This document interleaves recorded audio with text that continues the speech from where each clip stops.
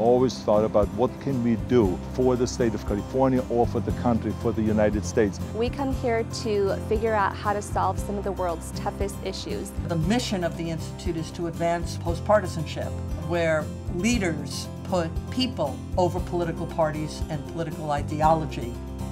Ladies and gentlemen, please welcome Jack Knott, Dean of the USC Price School of Public Policy. Well, good morning, everyone. On behalf of USC, the Price School of Public Policy, and the Schwarzenegger Institute, it's my great pleasure to welcome all of you here this morning and to thank you for participating in this important national summit.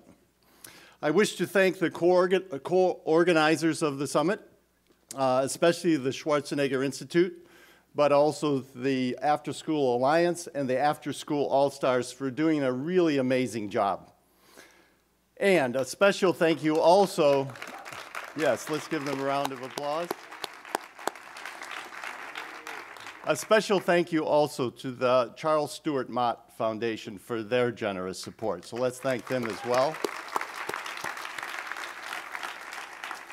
The Schwarzenegger Institute and the Price School of Public Policy care about many issues, but it's not surprising that education policy and the educating of students is a top priority.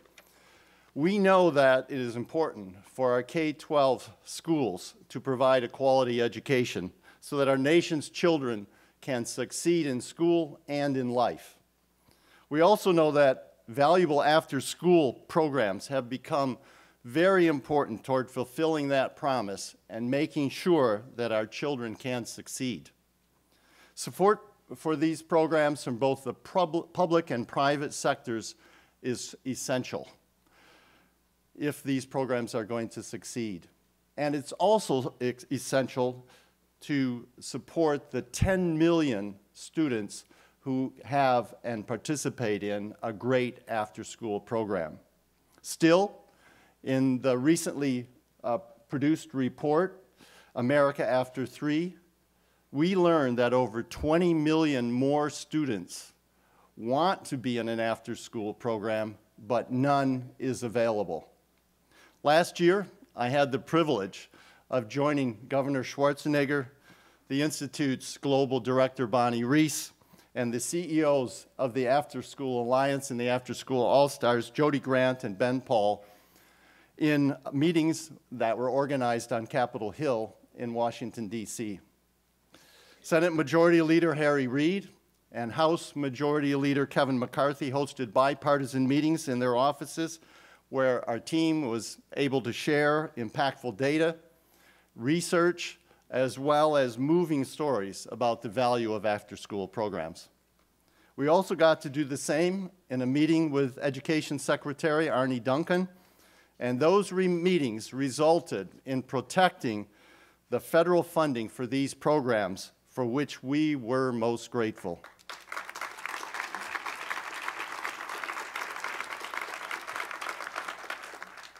Yet the struggle continues, as Congress is currently debating whether to allow the funds that have supported comprehensive after-school programs to be diverted to other services. These programs have been delivered by community-based organizations, schools, and faith-based organizations for over 20 years. So today, we focus national attention on a simple truth. After-school programs work.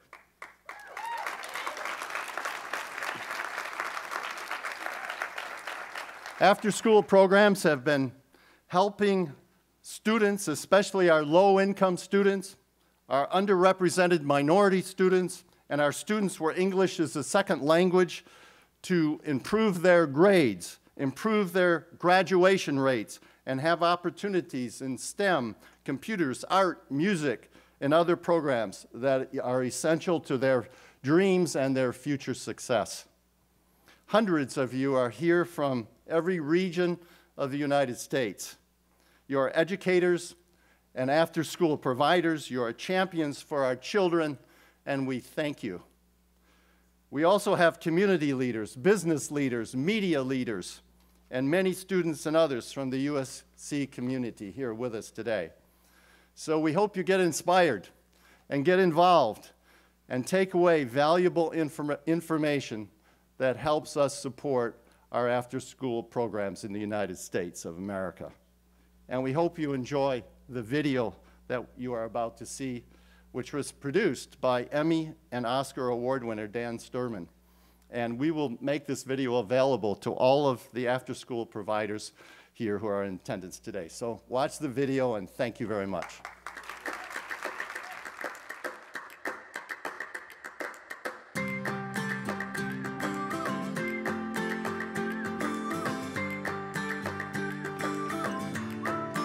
I'm on top of the world, I'm on top of the world, waiting on this for a while now, paying my dues to the dirt. I've been waiting to smile, but holding it in for a while, take you with me if I can, been dreaming of this since a child. And I know it's hard when you're falling down, and it's a long way up, and you make the ground, but get up now, get up now.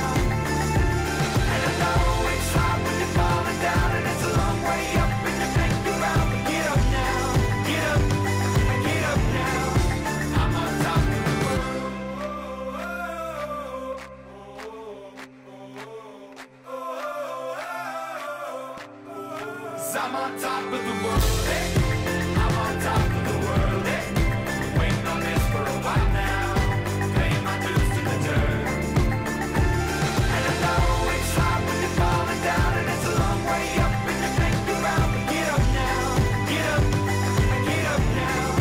I'm on top of the world, I'm on top of the world, waiting on this for a while now, paying my dues to the dirt. I'm on top of the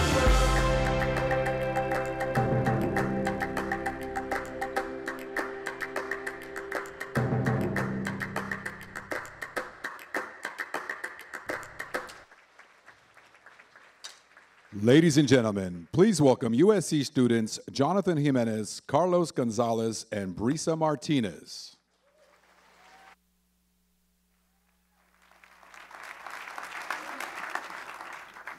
Hi, my name is Jonathan Jimenez, and I am currently a sophomore here at USC.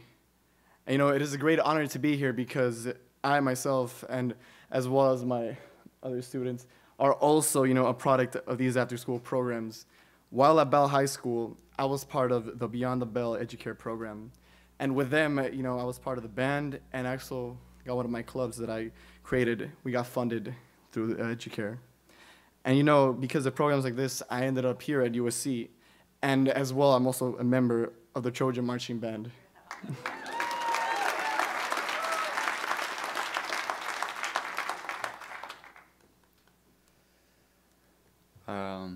Good morning. My name is Carlos Gonzalez, and I am a beneficiary of the after-school program called LA's Best. I've assisted with the LA's Best program since I was in 2nd grade. I've volunteered throughout my middle school and high school years for LA's Best, and culminating with the job with LA's Best. So I'm happy about that. Being part of the program has given me the tools necessary to achieve the greatest education that I could obtain, which is being part of the Trojan family. Yeah. So it's all about giving back to the community, and that's what I believe is most important about these after-school programs. And yeah, that's about it. Thank you.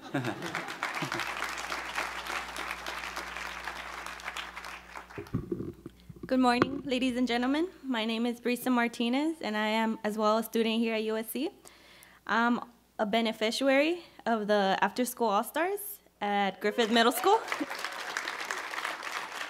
I started All-Stars my 6th grade year, graduated, and then volunteered throughout my high school years. This program has encouraged me a lot to have a positive mindset, ultimately setting an example to our future, which are the kids. And I am pleased to be here presenting and honoring one of the main reasons why we are here today, Arnold. Thank you.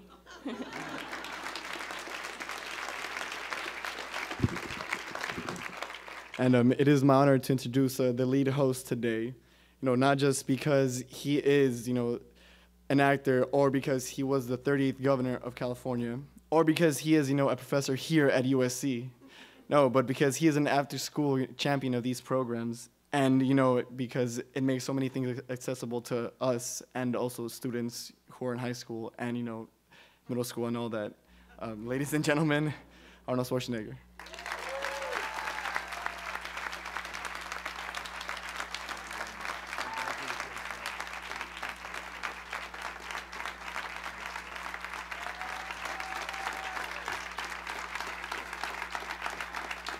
Thank you very much. Thank you. And thank you, Jonathan, Carlos, and Brisa, for the wonderful introduction and for your stories. And thank you for your courage for coming up here in front of all these people and talking. So thank you very much. Let's give them again a big, big hand.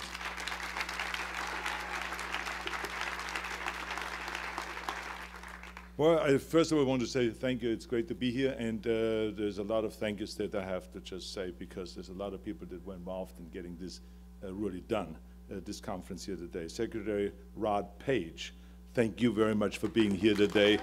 You were such an outstanding Secretary of Education, so thank you for being here and being such a great friend. Then Police Chief Fowler, give him also a hand. And then, of course, our leader, Bonnie Reese, who was really responsible for putting this event on. Thank you for all your energy and your great leadership. And then Dan Masmanian, they give him also a big hand. He's been terrific, great, great supporter. Then Ben Paul, our CEO of After School All-Stars, and his entire board, thank you also. Then the After School Alliance, Jody Grant and her board, thank you. Then the Mott Foundation, Bill White, we want to thank him and the Mott Foundation for the great, great support. And the USC Price School, Dean Jack Knott, thank you very much for your great support. And then we have great mayors here, Mayor Price, Mayor Pulido, Mayor Strickland, Mayor Wood, Mayor Dean, and Mayor Lund. Let's give them a big hand also. And then we have some Silicon Valley geniuses here, Tim Ferriss, and give him a big hand. And Phil Lipin from Evernote, big hand to him also. And then Maggie Johnson from Google, big hand also to her. And also, let's give a big hand to also all the volunteers. There's a lot of volunteers that worked on this event to make it happen. Now, I have to tell you that this is exactly what I have envisioned when we created the Schwarzenegger Institute here at USC, to have huge conferences and very successful summits like this. To have a room filled with the brightest people in the United States, from the United States, or from all over the world. And to not just talk about very important issues and problems, but to actually solve them, to produce results. So, as I always have said, that we wanted to create not just another idea institute, but an action institute. So this is what the Schwarzenegger Institute is about. It's an action institute. And that's why we're here today, to tell Washington as one voice, don't terminate after-school programs.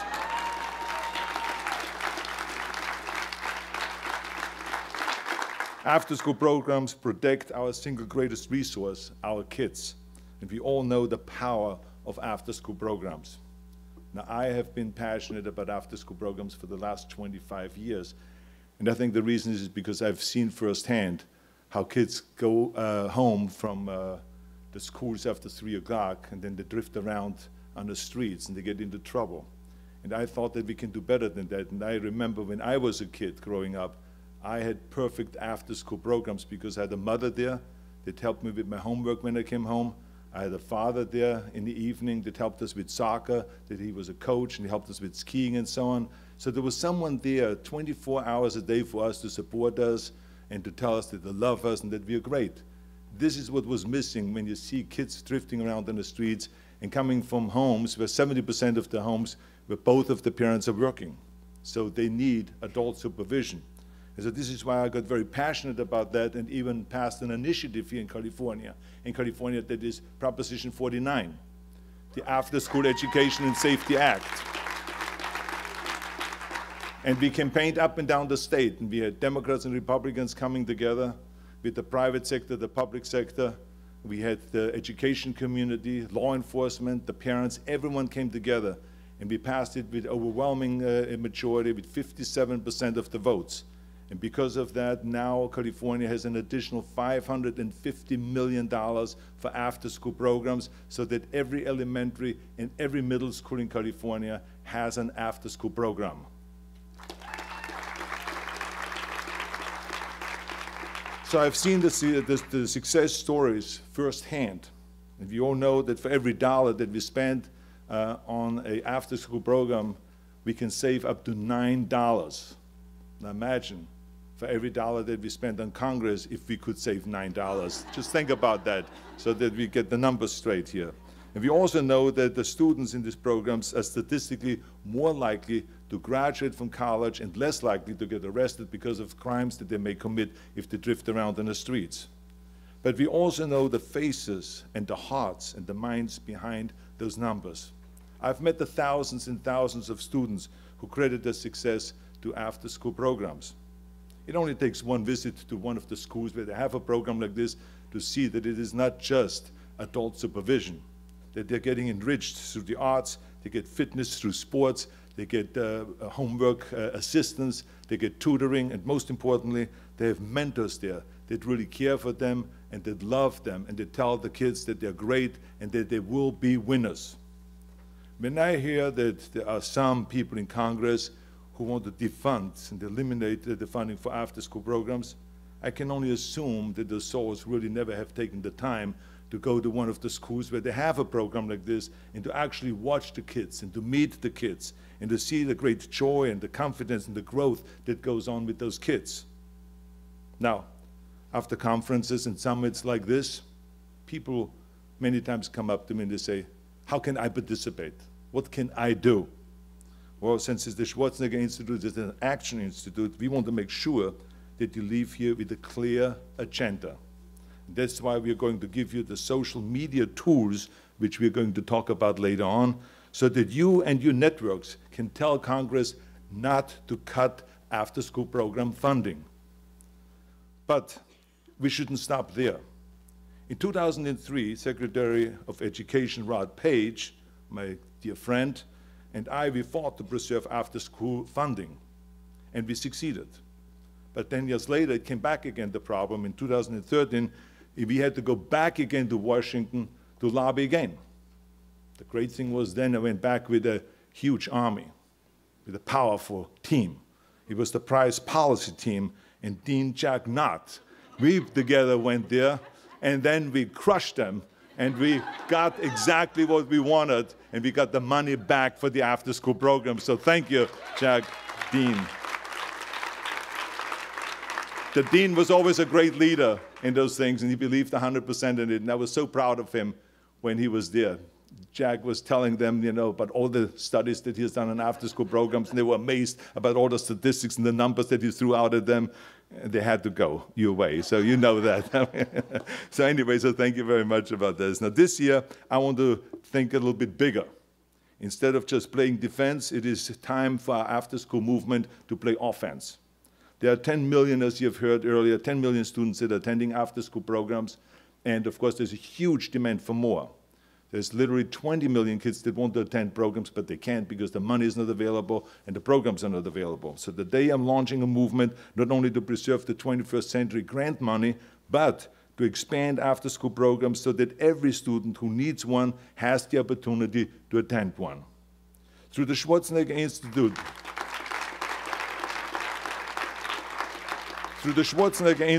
and with the After School Alliance, we will bring together the best experts to do the research and to find the solutions and to draft legislation so that we can submit a firm policy proposal to Congress this year. Now, will it be easy? No, not at all. Those things are always very difficult. But let me tell you, when I look out in this room and I see the energy, and I see the brilliant minds and the resolve, we can do it. I know alone I could never do it, but together we can. So let's do it. Thank you very much. Thank you. Thank you.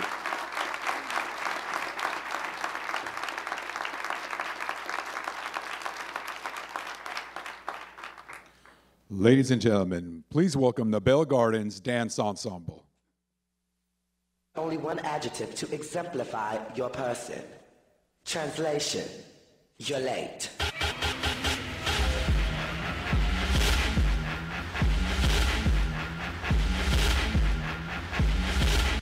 I'm appalled.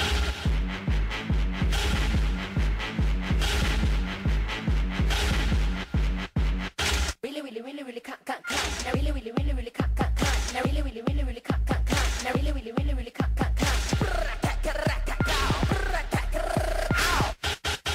Flabbergasted. Get nasty.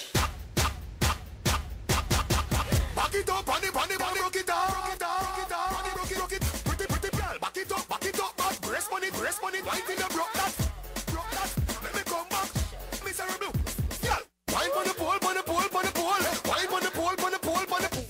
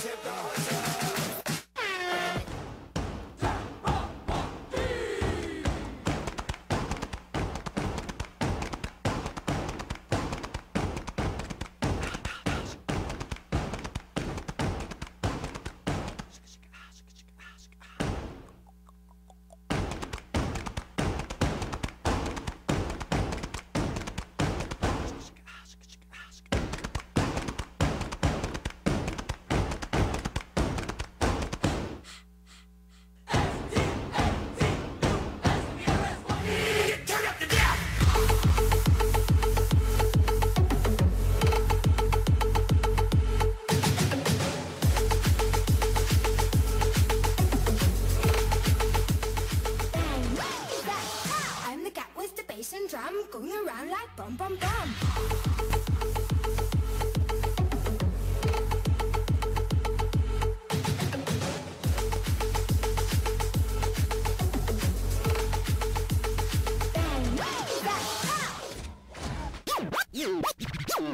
Come here, boy.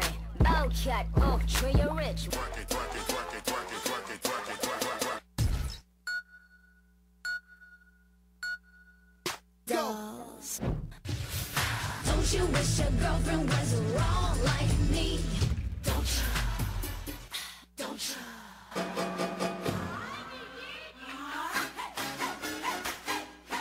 Let's get loud. Let's get loud.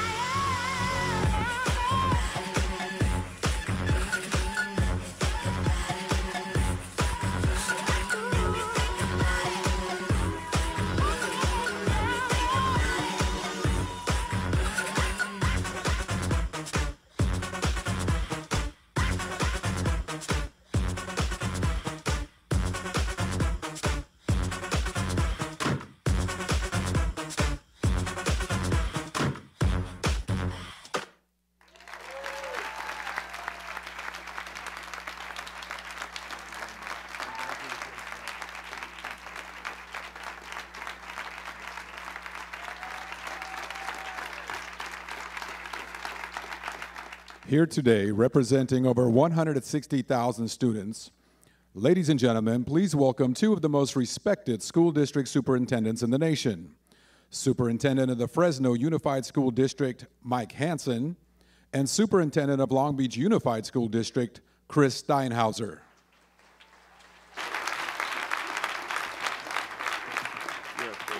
Well, thank you, Mike, and I'm up first. To follow that, let's give them another round of applause. This is why Mike and I and all of our colleagues go to work every day, is because of our young people and the future they hold. And Governor Schwarzenegger, on behalf of the 1,000 school districts and 700 charters, we want to thank you because you have laid the foundation for the great equalizer for our young people, especially our young people who are poor, because they get to achieve the American dream because of after-school programs. So say thank you from all of us. And I want to tell you as a superintendent, the metrics are, this is my 13th year as a superintendent in Long Beach Unified, and the metrics are all moving in the right direction. Attendance is up, suspensions are down, crime in our city has hit a 41-year low. And the most important thing, our kids are going to college.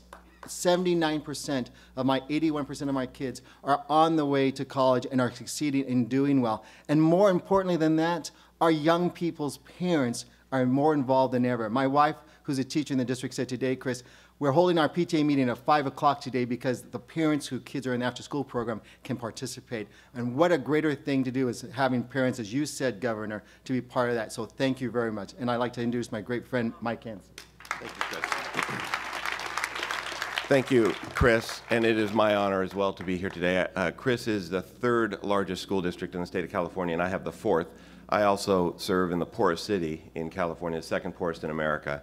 I also want to just say to Secretary Page, but for your leadership early on, we would not be talking about subgroups of students in America. And those subgroups of students are the ones that we are working so hard to support through after-school programs. Chris did not share that he's got over 10,000 students, 8,000 students in his after-school programs. I have almost 10,500 students.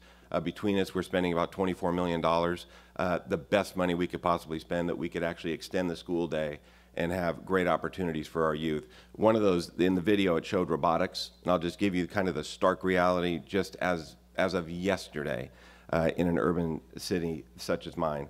Very personal work for me because my kids, as Chris's did, go to my public schools.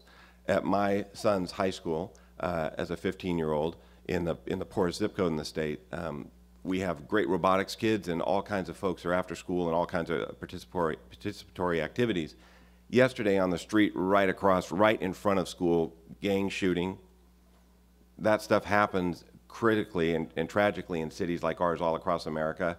We had thousands and thousands of students not on those streets because they were on our campuses, inside buildings, playing robotics.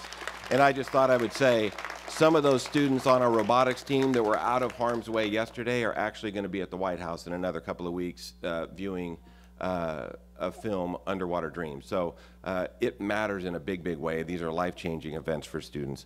And with that, I'm just going to say, after-school programs for Fresno Unified, Long Beach, and by extension, I also need to mention Governor, a huge supporter of a partnership between Chris and Mike and our two districts that actually extended into a partnership of 10 districts in California called the core districts: Los Angeles, Santa Ana, Oakland, Sacramento, San Francisco, where we are working together, including in our after-school programs, to share best practices. Those 10 districts alone that this governor so aggressively supported us working together and doing things differently serves 1 million kids. 1 million kids. That is bigger than most states, and it's opportunities that you saw and you listened, so we thank you deeply for that. It is my opportunity now and deep honor to transition and introduce someone who we met because of the governor, and that is Bonnie Reese, who is now the global director of the Schwarzenegger Institute. But we came to know her as the California Secretary of Education. We came to know her as Secretary of Education, but really more as driver, as child advocate, as protector of the agenda, as action-oriented. What do we do next? Who do we need to get to? Don't even purse your lips as though you're going to say no, because that's going to get wiped right off your face. It was always about, what do we do now, because tomorrow's too late. And I think that's exactly the same kind of spirit that we have in this room today in protecting after-school programs nationwide. So I want to say thank you, Bonnie, and please have our lifelong friend, Bonnie, join us today.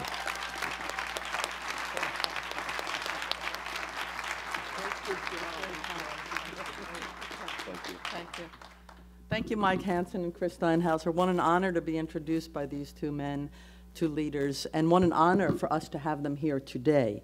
Not only because they're two of the most respected school leaders and school superintendents in the state and in the nation, but because they're two of the most successful. Their practices are shared and learned and help inform districts across the state, and they're called upon by the U.S. Department of Ed to do the same for school districts across the nation.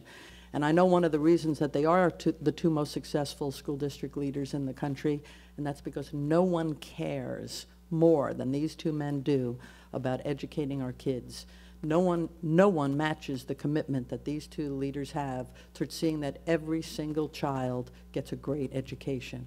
So their being here is such a powerful testimonial to why after-school programs are important to education goals. Having these two school superintendents here tells everyone that tunes in to us and all the after-school program leaders here how valuable after-school programs are to educational outcomes. So thank you, Mike, and thank you, Chris.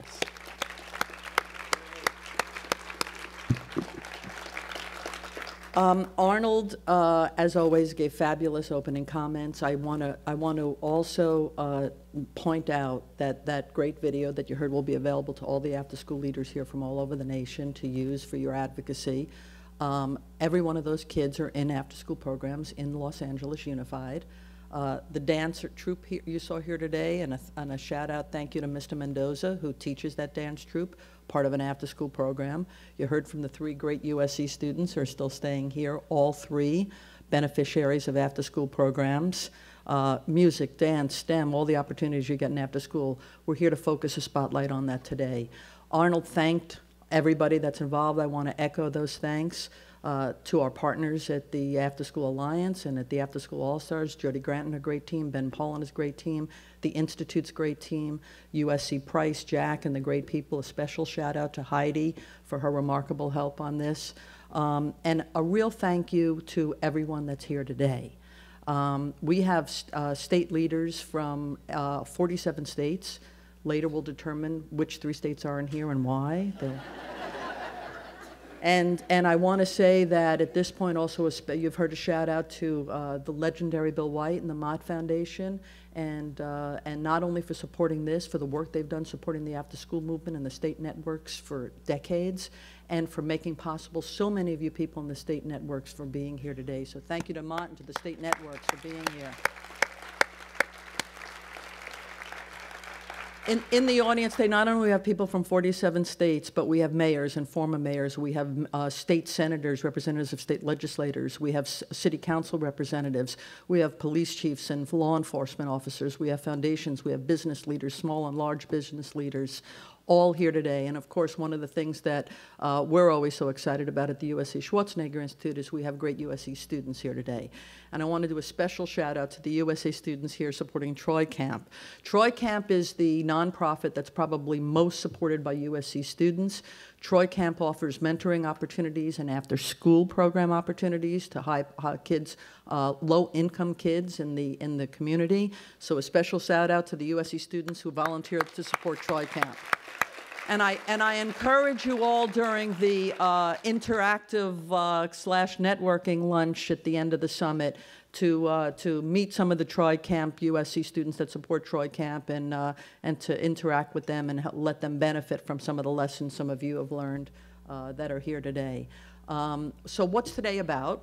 Of course, you heard from Arnold a lot of what it's about. Today is a rally.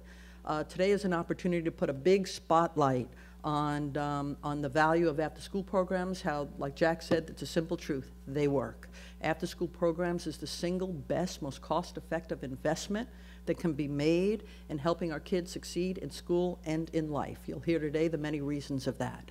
We're here today to accept the call to action that our fearless leader Arnold has given us. Jody and I were like, okay, here we go. Now we got to get, if it's not enough to protect the funding that we now have to figure out how to get programs for 20 million students, but we're there. We're gonna take that challenge, as I'm sure everyone here will work with us on that, Governor. But make no mistake about it, while we're here to advance and continue our advocacy in the private and public sector, at the city level, the state level, and the national level, to see that all 20 million kids and their families who want their kids in a quality after-school program can get one, we're also here to make sure that as Congress debates the ESEA reauthorization, that they don't take the money that for close to 2 decades has been focused entirely on these quality after-school programs, with volumes of research showing the multitude of outcomes that they achieve. We're not going to let the plan to lump it with all these other funds that the federal government's giving out to go out to school districts to use for whatever purposes. Because while those whatever purposes might be valuable, do not use it at the expense of our kids. These kids... So we make no comment on the other purposes. As school superintendents that are here know, they have a lot of needs that they have, right?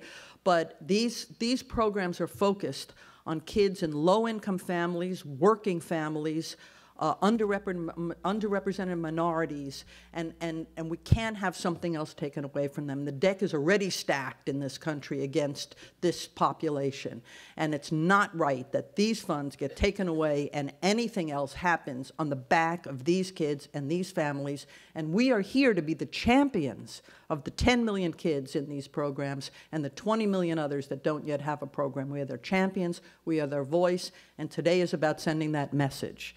So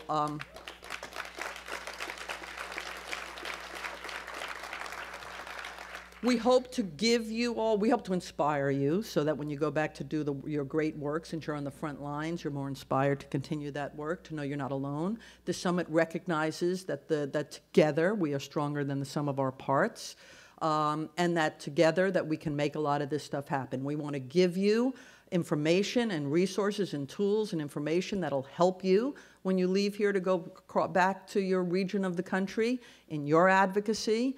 You'll hear from mayors, you'll hear from Silicon Valley and technology and innovative leaders in our nation about why they feel this is important to making sure U.S. remains competitive and innovative, and why after-school programs play a role in that. In the programs you were given out, there are links to significant research studies and data supporting the many positive outcomes that after-school programs achieve. So you have that. You're going to hear from a USC Schwarzenegger Institute student fellow who worked with the Alliance and their research team and the data they've collected, and she will present an interactive map showing some of the data that's relevant with what after-school programs does in this country. And also, we're very proud of this, especially the older ones among us, we are using social media to get the word out. In the welcome letter you all received, we told you to make sure you're signed up with a Twitter account. When you checked in, you saw there was a Twitter help desk. So we are gonna use the power of that to get the word out, and especially the word out to the congressional leaders that are currently debating what to do with the ESEA and considering this program. So with that, I will be bringing up someone who very proud to have here. Normally he's behind the scenes with Governor Schwarzenegger. Today we're putting him on stage. This young man was special advisor to the governor. He still works with the governor, and he's also a social media maven, shall we say. Some of the things, when Arnold did this tank crushing thing on the internet and raised a lot of money for the after-school all-stars, Daniel was like the brainy guy behind it that suggested it to Arnold. So we will introduce to you, Daniel worked in the White House, Daniel worked for the governor, Daniel still works for the governor, and we're going to have Daniel Ketchel come up here now and talk a little bit about the power of social media and how we're using it today. Thank you. Welcome, Daniel Ketchel. Thank you, Bonnie. I don't think I've ever been called a maven before. So first of all, I want to thank you, Bonnie, for introducing me, and I want to thank Arnold, Governor Schwarzenegger, because really all of the stuff he does on social media is coming straight from him. and I might show him a new app, but it's only because he wants to connect with people, and to be honest, he's a really great selfie taker. So today we're going to talk about ways you can use social media to expand the reach beyond these 400 people here. And it's key that all of you open your browser at some point while I'm talking and log in on your browser on your phone into your Twitter account. And you'll know why in a second, but I was thinking of how to explain to you why this is important, and I know I don't need to explain to those of you who know that yesterday was National Puppy Day, and those of you who post 5 times a day on Facebook. But for those of you who are a little nervous, maybe you're wondering, isn't Twitter somewhere where we post what we had for breakfast? Maybe you think no one cares what you have to say. I was trying to think of a story for you, and it fell into my lap via Twitter, actually. 2 days ago, a woman tweeted to Governor Schwarzenegger that in 2009, Twitter and him saved her house. And so I asked the woman what had happened, and she responded that she'd gone through all of the loops trying to get help from the state. It was during the recession. There were endless lines to get any type of social services. And one day out of frustration, she tweeted at Schwarzenegger, "Please help." And our staff saw it, and we asked Governor Schwarzenegger, what should we do? And he said, well, help her. And so we connected her. He's very direct always, very subtle. So we connected her with all the right resources, and it turned out that she got what she needed to get her through the recession, and it saved her house. So my message to you is that Twitter isn't a narcissistic megaphone. It's a conversation about things we all care about, and people are listening. So today we're going to give you some tools to talk directly to elected leaders who can help with us with the after-school movement. And so log into your Twitter on your iPhone, because we're going to get this going immediately with our next speaker. You'll have several calls to action today, but the first speaker is Eric Gurna, the CEO of LA's Best. So I'd like to bring him up so that he can lead you through the first call to action. And then you guys can post what you have at lunch if you really like it. Thank you. Thank you, Daniel. Good morning. I'm so happy to be here. My name's Eric Gurna. I'm the president and CEO of LA's Best. Thank you. We are an after-school program in elementary schools, 195 elementary schools here in the Los Angeles Unified School District. We serve 29,000 kids. And I'd like to just take a moment and acknowledge my partner in crime, our Chief Operating Officer, Debbie Loxton, and our whole crew of LA's Best team over there, sitting with Debbie. We're a couple rows deep, so don't mess with LA's Best. I'm new in this role, and I've been on the job for just over a month.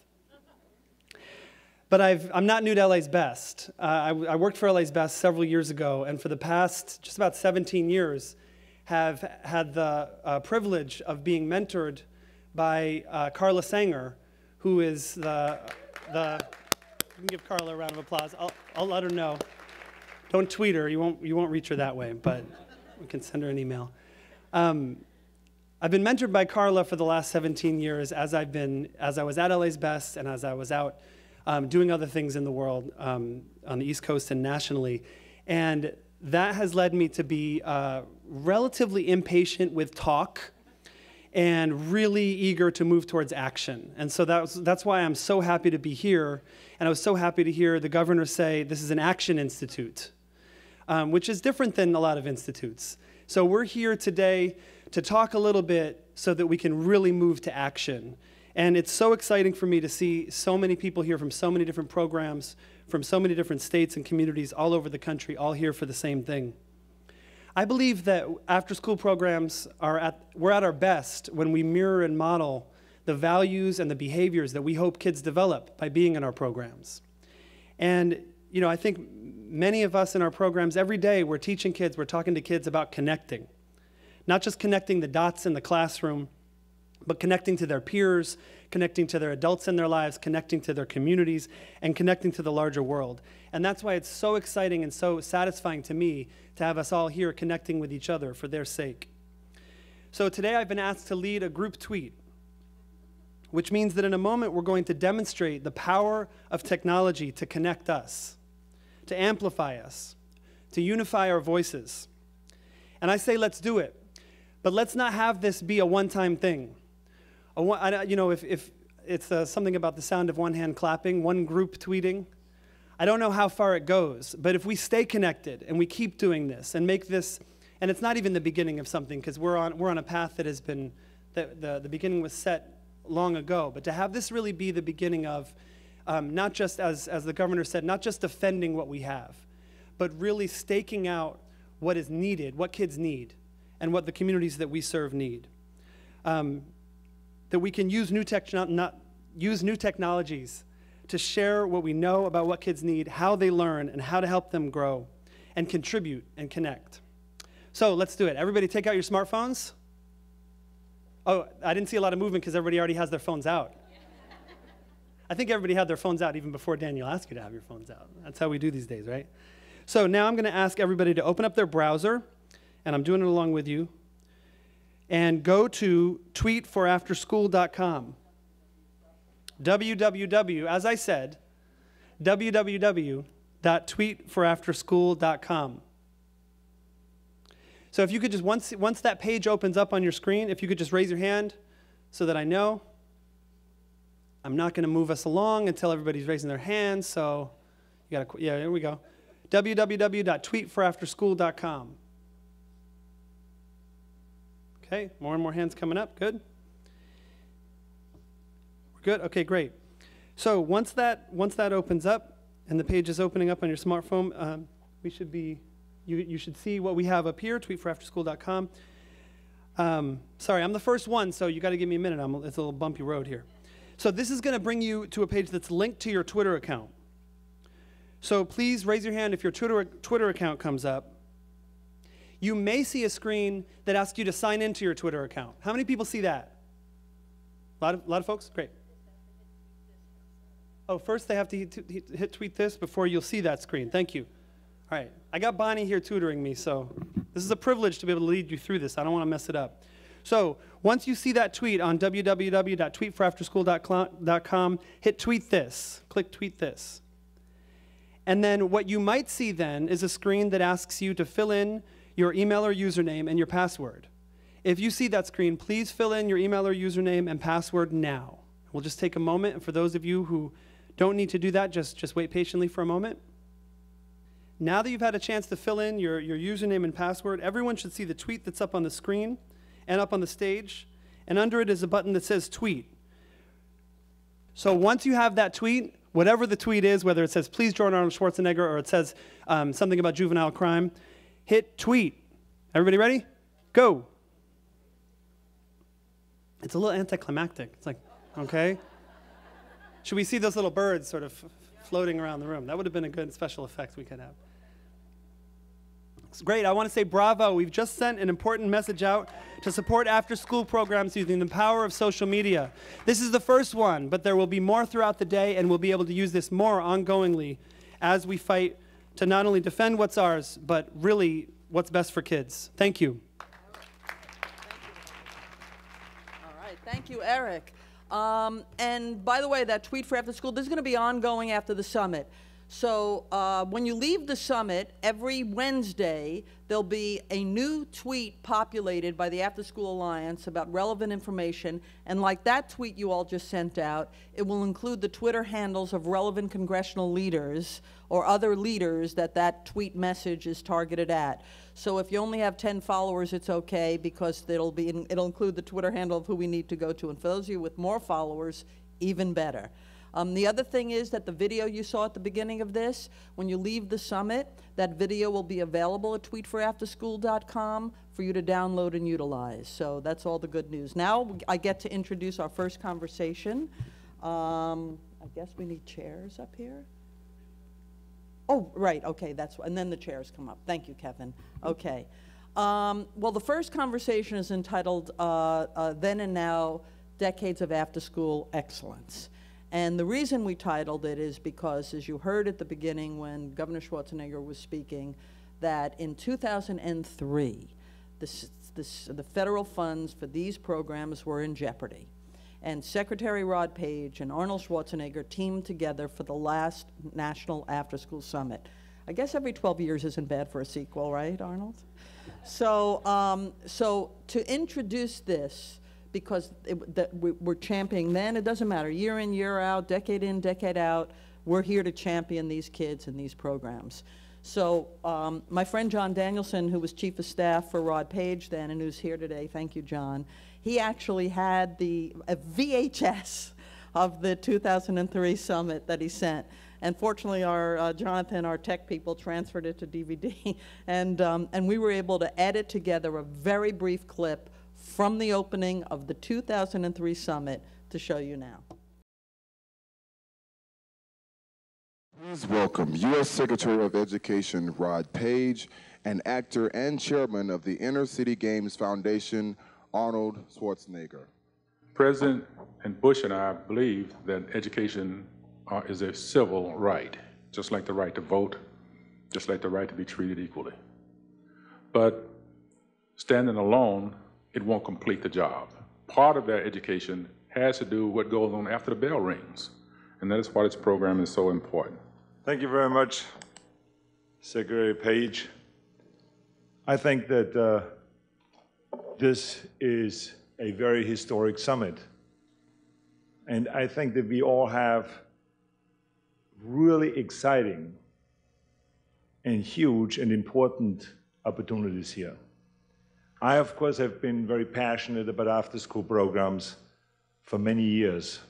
We want to be able to look at our children, no matter where it is, in the eyes and say, the opportunities are there, the schools are open, and the future is yours. That's what this seminar and this summit is all about. And it is very important to understand that it needs this partnership. Secretary Page is a fantastic leader. Secretary Page has a great vision. He has been 100% committed to the children of America. Secretary Page is a champion for children, a champion for education, and a champion for after-school programs. First, I have to say, looking good 13 years later. Okay, please welcome Governor Arnold Schwarzenegger, Secretary of Education Rod Page, and Syracuse Police Chief Frank Fowler to the stage.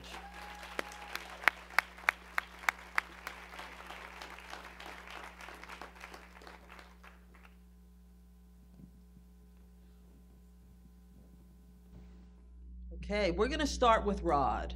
You say, in 2003, Rod, you said that you believe that education is a basic civil right. What do you mean by that? This is on, okay.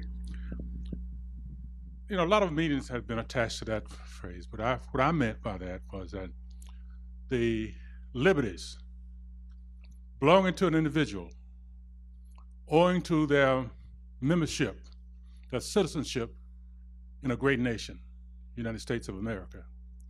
The underlying concept is freedom from unfair treatment. And so when I use that phrase, I'm referring to equality of opportunity for education for every child in the United States of America. Well, thank you, Rob. Arnold, I know that when you were governor, you also believed that this was a basic civil right. And as a matter of fact, there were even some lawsuits that were involved in that were challenging the not meeting this right in California. And I've heard you refer to things that maybe you can't get to the finish line at the same time, but how you believe everyone should have the same starting line.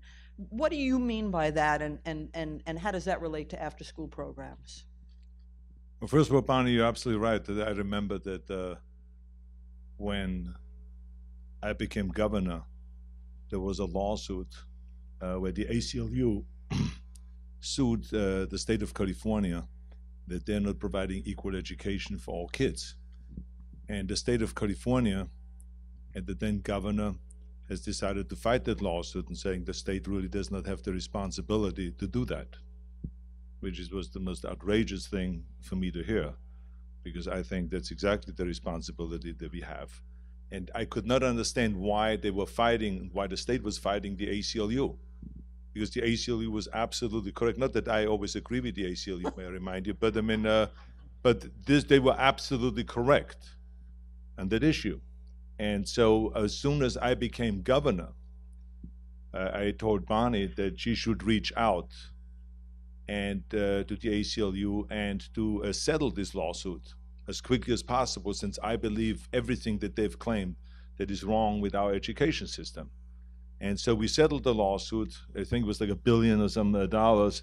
And like there was simple things, like for instance, not even giving the kids the textbooks, the equal textbooks. There were minority schools where they Xeroxed pages always for the next day out of the textbook, but they didn't have a textbook.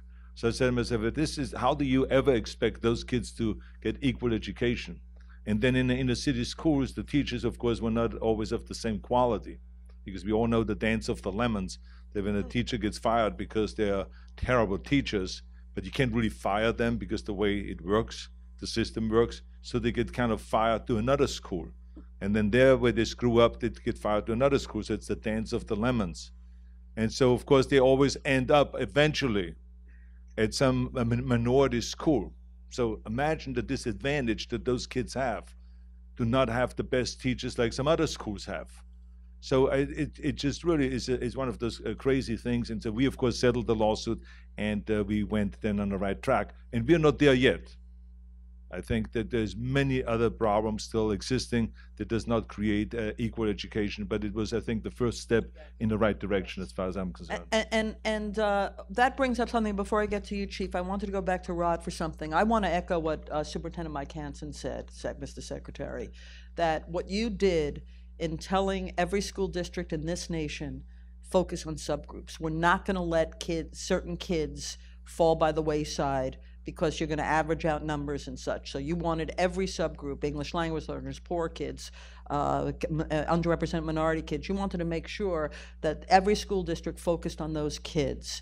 So I just want to say with that, talk about how these after-school programs help fulfill those goals. Absolutely, but first let me say that what I wanted to do at first, I had already made up my mind when I got up here and got back, the first thing I was going to do was this, and you came directly at me and I went in another direction. But I just wanted to thank this great man right here for choosing this important activity to deal with. And he's set an example, I think, for other leaders. Imagine what would happen if other governors took up the mantle and really focus on this important concept. And this gives me an opportunity to call on other governors and other leaders who have that type of potential to take a look at this concept. Think about it carefully. Think about what goes on between 3 and 6 in the afternoon for tons and tons of kids. I don't think they could miss it once you see it. That's, I think, one of the best ways we can spend our time is making sure that kids come home after school and they have some meaningful activity and some shelter to meet them. So again, thank you. Go back to your question. Thank you. Yeah, the question is, how do these after-school programs target the very groups when you were Secretary of Education you wanted to make sure were focused on is getting educational excellence? Because we saw that especially low-income kids and parents who were struggling to meet their needs many times had to be occupied with jobs and other activities to make sure that they could come home and put food on the table. And so they leave kids unshepherded during this period. And so this time is not going to go blank. Somebody is going to help these kids make up their minds about things. We got leaders out in the community who are leading in the wrong direction, who make these kids targets of their leadership. And so I wanted to have better productivity for students in the Houston Independent School District. And so that's what led me to trying to get this fixed, because I understood that 3 o'clock didn't end our job. It went well past that. And we were going to see these same kids when they come back the next day. Thank you, Rod. And that's the perfect segue to Chief Frank Fowler over here. The 3 to 6 o'clock zone and the danger zone, and of course we started by hearing from the superintendents and Secretary of Education and others the educational benefits, the homework help and the STEM and the other educational benefits that after school. But Mike said something very moving about how was it yesterday, Mike? Just yesterday, right in front of one of his schools in one of the poorest areas of this state, a gang shooting. And I remember, Arnold, when I was starting the after-school program in LA for us with middle schools, how we'd be in lockdown because of gang shootings. Chief, please address to us why, as a law enforcement leader in a major city, this is something you're focused on and the benefits you see it bringing. Well, in law enforcement, we don't just look to solve crimes, we look to prevent crimes.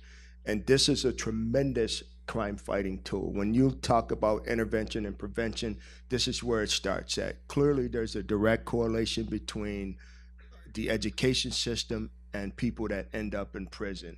And our young people don't stop learning when the school bell rings.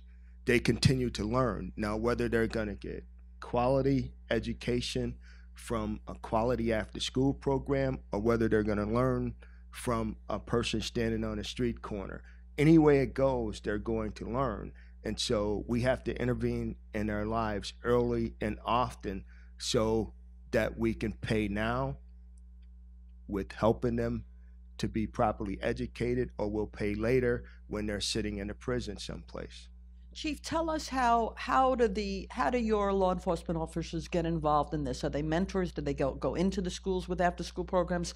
What are some of the active ways your men and women of the force get involved in this? Well, all of the above, and you have to think outside the box. But for me, when I first became chief 6 years ago, I disassembled the box and put it to the curb with the recyclables, because I'm not going to be placed in a box because I know how important this is. So we utilize the GREAT program, the Gang Resistance Educational Program, and we're one of the few police agencies in the country that still utilize the DARE program, Drug Awareness Resistant Educational Program. Even though it was defunded by the federal government a long time ago, we raise our own funds at the Syracuse Police Department to continue this program.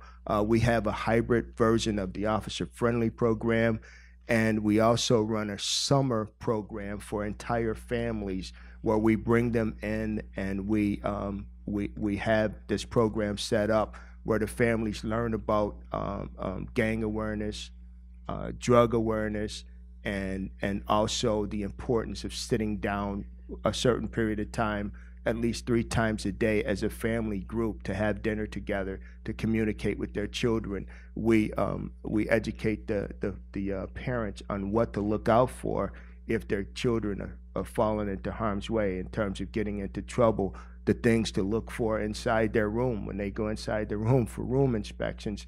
And we also have school information resource officers that are right inside our high schools, and they're responsible for getting involved in the day-to-day curriculum within that high school to engage the young people, because we know in law enforcement, it's tough out there today. Our society is changing, and we're going through a lot of different things in terms of the community and police relationships, and we need to figure out ways to improve those relationships, but we can't do it in the midst of a crisis, and our job is to respond to crises. So we have to figure out ways to engage, communicate, and build relationships outside of a crisis situation, and our officers are doing that right in the hallways of those high schools that they work in. And Chief, okay, you bring something up, and I'm going to go right to it, because this is another benefit that when we talk about after school, I don't think that a connection has been made, and you just did, and I'm going to make it even clearer and ask you about this. We've all seen on the news far too many incidents of unarmed, mostly young black men throughout the nation in various places being shot to death by police. So we're seeing a lot of debate over, CNN did a special called Black and Blue, police in the black communities, racial profiling, etc. So the connection that you just touched on that I want to make more clearly is by having, and Syracuse isn't the only city in this nation whose police department, I know, Arnold, we were active with LA when we did our programs. LA has a lot of police programs on this. When the police departments with leadership like yours, Frank, get involved in these programs and they work with the kids and their families, as you say, talk about how that changes. I mean, the community's view of the police and the police's view of the community. Well, it changes because once you interact with families in that way, they become advocates of yours. They will be in the room when a conversation comes up about the police and the police are not inside that room. You will have one person to say, that's not the case across the board. This has been my experience with the police. And they would share that message, and that helps you out. You know, it's kind of like putting money in the bank. Well, and let's be honest, let's talk about the other side. Let's talk about what it does to police officers, potentially white police officers, that may not be that familiar with the community. How does it change their views of things in policing? Sure. Let's face it. We have our nation has various cultural groups, and they're divided in a lot of different ways. Okay. And police officers, despite what people may think, police officers aren't born. You don't go to a hospital and they don't say, Mrs. Fowler, you've just given birth to a 7-pound, 2-ounce bouncing baby police officer. Here you go. That's not how it works. Our police officers come from our society, so we have a right to assume that every police agency is a microcosm of our society, and all of those societal ills exist in those police departments to some degree. So you have people that come from rural areas or from other areas, and they're not used to policing in urban environments, and they're not used to those various cultural groups within those urban environments. And so they have to learn about each other, and they have to learn that not everything that they see or the way that young people are expressing themselves or the way that young people choose to communicate, they have to learn that that's not necessarily a threat. And the only way that they're going to learn that is by through education programs. I mean, the police department itself can engage in diversity, sensitivity training, but that's not enough. It's going to be that experience that they have with young people from those cultural groups that's going to break down those barriers, not just for the police officer, but also for that young person. Right on. Thank you. I know, Rod, you want Yeah, I'd like to join my voice to what he just said. I was superintendent of the Houston schools for about 8 years. We had about 215,000 students, and we developed our own police force, so the HISD police force. And the reason we did that, one of the reasons we did that, is we wanted Texas peace officers, the same types of training that the regular police officers got in Texas, but there's another level of training that went above that. The level of training that equipped our police officers to deal with young kids, 10, 15, 17 years of age, who will react in different ways. And for them to not overreact to some of the action that came from these kinds of young people. And that takes a level of caring that sometimes is missing in a lot of the training. So I appreciate you having that kind of training for your police officers, because it's an experience that requires a certain amount of tolerance and patience. Excellent. And I'm going to pick up on something else that Frank said, and I know that Mike and Chris referred to this and asked both Rod and Arnold to comment on it, and that's these after-school programs get families involved, and how important family involvement is in making sure our kids are successful in education. Rod, as both an education leader from Texas and as the U.S. Secretary of Education, then Arnold, your experience both in touring so many schools across the country, both as the head of the President's Council on Fitness through your own after-school programs and as governor, if you can both address, the value of families involved and how after-school programs help make that possible and help encourage that. Rod, you first, or go ahead, you figure it out. Well, no, first of all, let me just say that I totally agree with both of you with the interaction between the police and the people, families, and the kids, and so on. Because my father was a police officer, but we didn't have the racial issues in Austria. As a matter of fact, the first black person I saw was probably when I was 16 or 17 years old in the gym, working out. So this is how it was in Austria. But my father was going from farm to farm. We only had like 800, population of 800 in that village where he was police chief. So, but he went, half of his job always was, and he always talked about it, to go from farmhouse to farmhouse and to sit down with the farmers and to talk. Just so that he gets to know them and they get to know him, so they have a great working relationship and they all can communicate and they all can work together. And he went also regularly, like once a month, to the school, to our elementary school, to just talk about his work and talk to the kids, to make them feel comfortable with the police officer. So I think it's very important to have this interaction and to work together like this. So that's number one. Number two, I think that family participation, as you know, is the most important thing. And this is why I always mention the reason why I got so passionate and involved in after-school programs is because when I see of what I got when I grew up, which was the old-fashioned way, where my mother stayed at home and her responsibility was basically to wait for us to come home from school and to do the homework with us and to do the studying with us and to make sure that we then don't get out of the house until all of that work was done. And also to communicate with the teacher and to see this up to date, so she's up to date of how our education is coming along and how we behave in the school. Then my father at 5 o'clock, he will be finished with his work, and then we will be going to play soccer, or in the winter we go sledding and skiing and so on. So there was someone there, and during the day there were mentors in the school, and there were the teachers, there were the coaches, and all this. So as I said, 24 hours a day there was someone there that would tell you that you're great and you will make it and so on.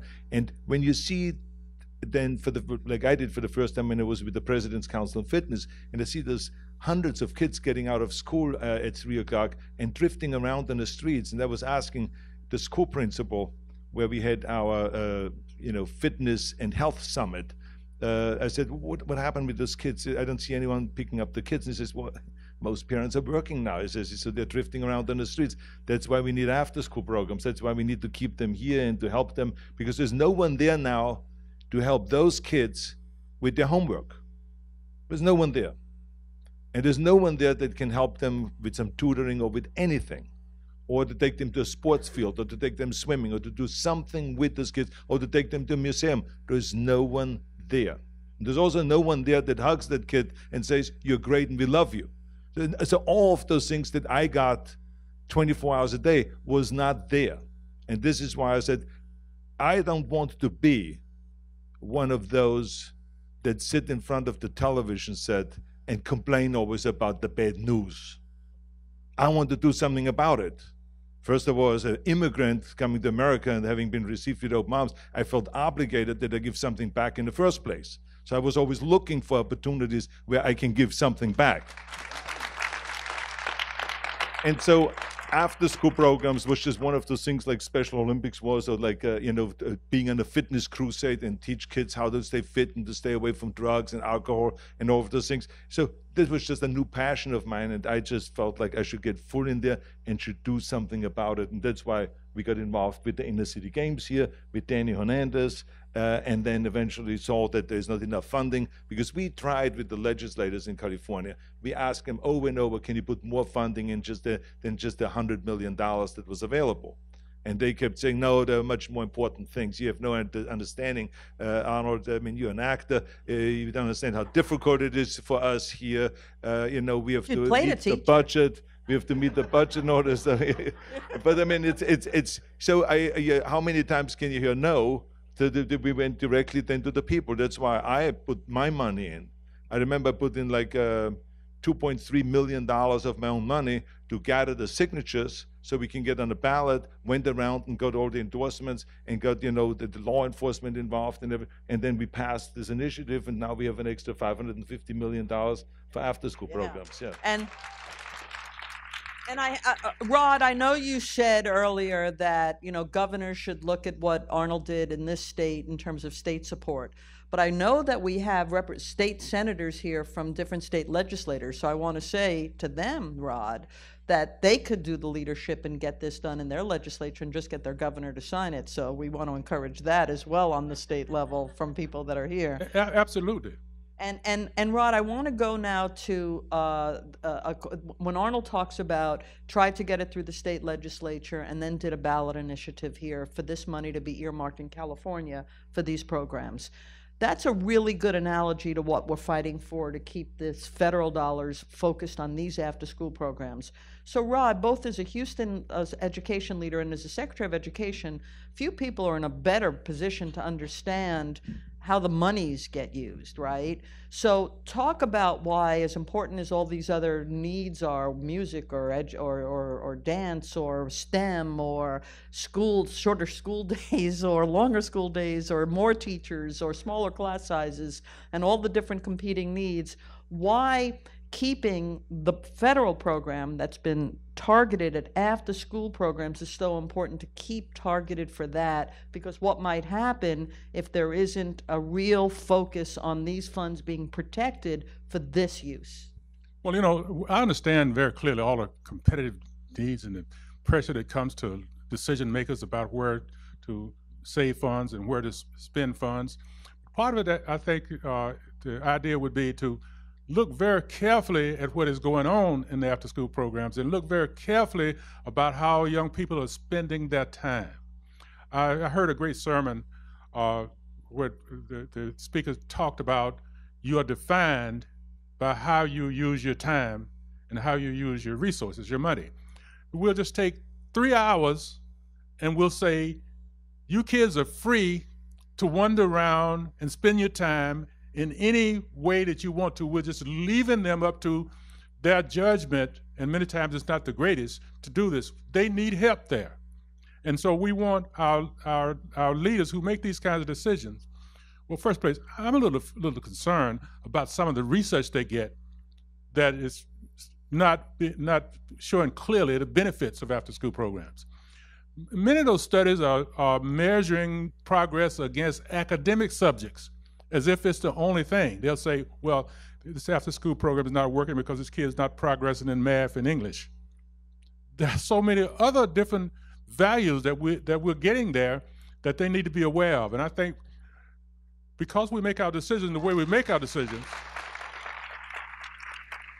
we got to take that point and bring it to our leaders and explain to them the benefits that are actually occurring because of high-quality after-school programs. I think you'd be very pressed hard to find something that would be more beneficial in the way we could spend our money.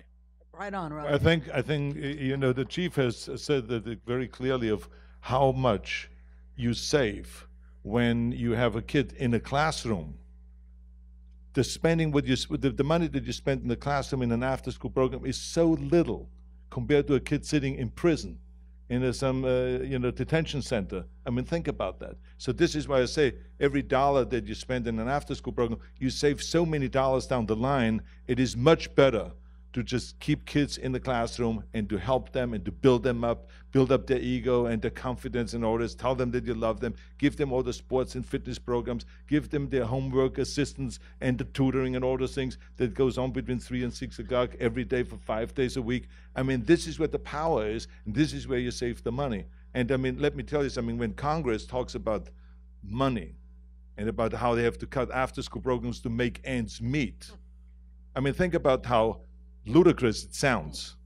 I mean, do you think that it was after-school programs that robbed this country blind, that we now have, instead of $10 trillion debt, we have now 17 going towards $18 trillion debt in the last 6 years? Do you think it was the after-school programs that did that? Are they crazy?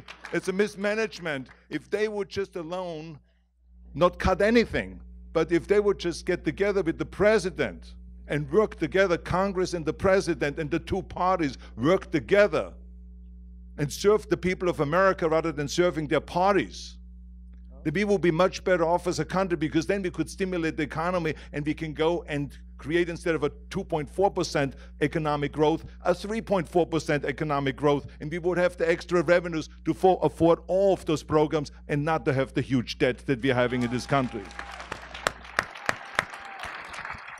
Well, Arnold, you heard about a few of Arnold's crusades: a fitness crusade, an after-school crusade. Political reform is another crusade, and that's another Don't big. get me going. I know.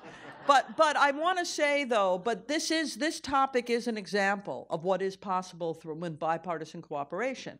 There is the Alliance is working with a bipartisan group of senators and House members, which is one of the reasons we're having this summit, because we know if we all over the country that are in the field, educators and after-school providers and business leaders that understand the value of these programs, stand with these Republican and Democratic senators and House members, they will be able to persuade a majority to protect these programs. And today you're going to see mayors, Republicans and Democrats. So this is an example, as Arnold said, of how when you put party aside and do what's best for the kids and work together, what is possible.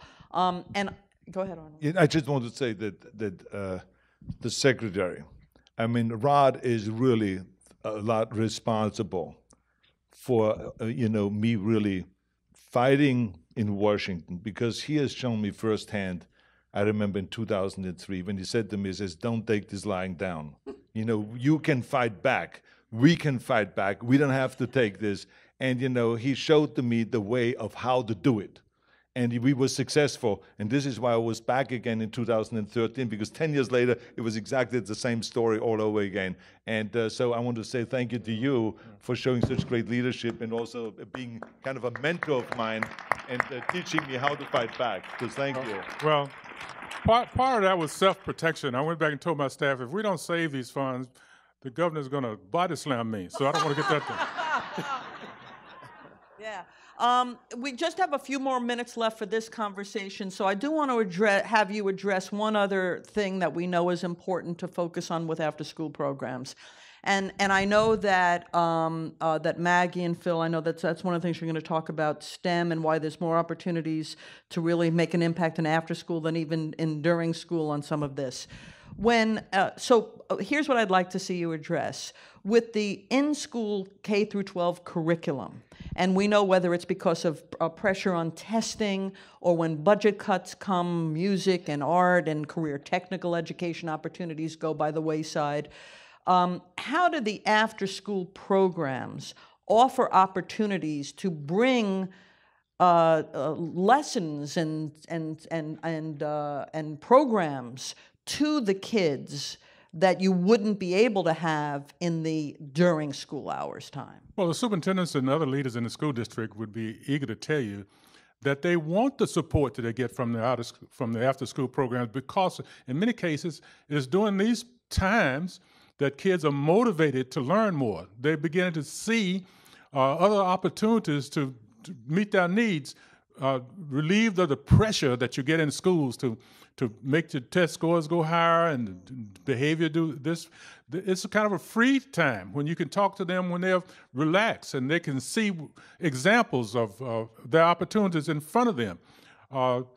Build relationships with people who are being successful. They can see examples of how things work. So it's a learning environment after school, but it's a different kind of learning environment where students are freer and more relaxed and more eager to learn. So it's a very important period in their lives. As you remember, Barney, you're absolutely correct, because we have had teachers from the regular school come to us and says, "What do you guys do in the afternoon?" Because the kids are having so much fun in the afternoon, and they always enjoy it, and they love coming to the after-school programs. We don't have to force them at all. They just love to come. He says, "What do you guys do?" So they always wanted to have the answer of how do we approach education and homework assistance and the tutoring and all of those things. Because like you said, they have much more fun. It was a much more relaxed atmosphere. Well, Arnold, I remember when you and Rod did the summit in 2003, you both making the point that because the students don't have to stay after school, you must make it fun, right? What did you say? They vote with their feet. They'll leave if you don't do an after-school program, because you made that point. If they don't come, it doesn't matter, right? That's right. And we also have seen many times that it's the school principal of a school will say to us, he says, "Well, it would be very difficult to have an after-school program in our school, because the parents just, we have like 60% of the parents never even show up to meet us and to talk to us and to participate in this whole thing." When we started the after-school programs, all of a sudden all the parents showed up and they participated, because we showed them of what the advantages are when you participate in an after-school program, and we made it as part of the rules that you have to pick up yourself, the kid, at 6 o'clock at night. That was one of the things, and it really worked. The parents were very happy to participate, and again, the school principal came to us and said, how do you get the parents to be so involved in all this? I think that we just really made after-school programs a fun activity, and the parents really bought in on this whole thing. Right on. Final comment, Chief. I think our young people are our most valuable resource. And because it is, we have to invest in them. And we can no longer take for granted that our young people, that all of our young people have the same resources. Because if you look at young people playing in the playground and you see 3 of them together, you make the assumption that all 3 of them have the same resources. Our children are often referred to as sponges, right? But if you take 3 of them and you fill one with gasoline, one with water, and the other one with vegetable oil, when you put them under pressure, you'll see what's inside of them. But from a distance, they all look the same. Our children are the same way. Whatever we put inside of them is exactly what we're going to get out of them later on if we put them under pressure, whether it's a young person attending USC, whether it's a young person standing on a street corner, or whether it's a young person serving as a chief of police, secretary of education, or a governor of the state of California. So we can no longer take this for granted. We have to invest in our young people, and it's not just one person's responsibility, it's everyone's responsibility. And because it's an investment, guess what? We'll reap the benefits from it later. And Chief Secretary, Mr. Secretary, your final comments. My final comments is to thank all of you for your involvement and your passion about this, and especially to thank the passion coming from this gentleman right here. It's spectacular. I can't count, and none of us can count the number of young people whose lives have been affected by your passion. So thank you for your leadership, and thank you for the opportunity. Thank you. And the one thing I forgot to do in my overview is welcome the thousands of people that are watching this as it's being live webcast. All our partners put out tens of thousands of emails. It's been promoted all over the place. So to those people tuning into the webcast, thank you. And tweet with us to let the word be known. Thank you all for this great conversation. Thank you.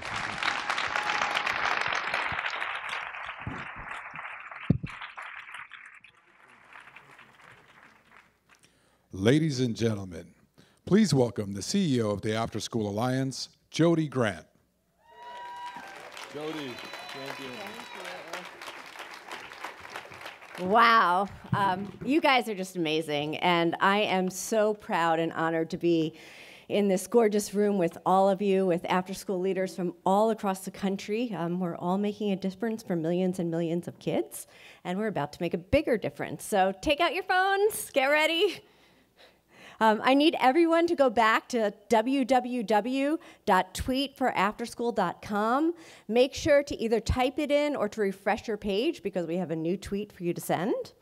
When you're there, raise your hands.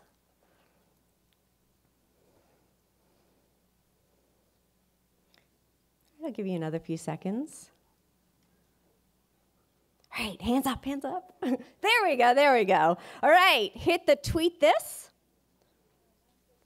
If you need to sign in, actually, I should go back. If you need to sign in now. Everyone else will just wait a second. This email that you're sending right now is going to Senator Lamar Alexander and Senator Patty Murray. They are in negotiations as we sit here discussing the future of 21st century. So this is very, very timely. All right, you guys there? Everybody signed in, ready to go? Tweet away. All right, everyone done? Bravo, it is. It's somewhat anticlimactic, but it's not. This is huge. And as we've said, you know, this is do or die for after school. It's our chance to really share the facts, to show our members of Congress that this is a program not just worth saving, but a program that we're committed to expanding. So now it is my great, great honor to invite 5 of our nation's mayors to the stage. I love working with mayors because they really have an entire community's perspective on why after-school programs are so valuable. When we talk about leaders, these mayors are raising funds in their own communities for after-school programs. Maybe some of them will be governors, senators someday too, raising federal funds, state funds. They have been huge champions for us at the federal level, helping us educate our members of Congress about the value of our after-school programs in their communities. And they just have a lot of facts, figures, and experiences that, that make the case for why our programs are so special. So with that, I would like to invite Mayor Wood to come to the stage from South Salt Lake City, Mayor Lundy from Brooklyn Park, Minnesota, Mayor Price from Fort Worth, Texas, Mayor Dean from Nashville, Tennessee, and Mayor Polito from Santa Ana, California.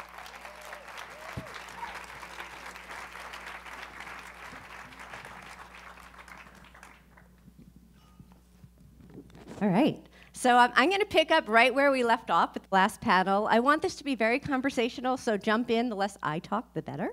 As we heard from our last panel, after-school programs really help keep our students off the streets and out of trouble. Can you speak directly, each of you, to examples in your community where you've seen after-school programs prevent crime and reduce crime? We can just start with you, Mayor Wood. So we started our after-school program back in 2007. We had one community center that served 60 kids with a budget of $30,000. Since then, we now have 10 community centers. 5 of them are in our public schools, and 5 of them are in our neighborhood centers throughout the community. And what we have seen is by keeping our youth off the streets between the hour of 3 to 6 p.m., we have had a drop in our youth crime rate by 64%. Mayor Lundy? I think to echo some of the stats that my mayor said is just as we saw at our city that we drove participation up 65%, youth crime went down 41%. And we also know a couple other things is that we know from our surveys that we're not reaching 65% of our kids, that transportation and other factors have started to play a role, and so we're trying to get deeper into that. And before I pass on, I do want to say that our initiative was funded by 21st Century Grant, and frankly, it may not have happened because we're not a big city, we don't have money to gamble. And so being able to partner with partners in the community and the government helped us stand this up and prove that this stuff works, and so we're pretty proud of that. You know, Fort Worth has several hundred out-of-school programs, and the city runs at 84 community sites. We run nearly 10,000 children through our program. And years ago, probably 15 years ago, we had a very significant gang issue in Fort Worth, and we passed a half-cent sales tax that part goes to community policing for the police department, but they put a percentage of that into late-night gang activity, coming up basketball, and after-school programs. And every time with budget reductions that we've had to reduce a little bit of what went to the funding programs for our after school, for basketball, for swimming, for dance, for drill teams, we got a major outcry from our merchants and our business community because they knew that petty crime goes up in their neighborhood. When the kids are not in the after-school programs, then the petty crime goes up, the vandalism of cars, the break-ins. It's just, it goes on in all cities, and we've really seen that. So we never touch the funding that we put in that except to potentially increase it now because it's a given factor that it saves us on crime.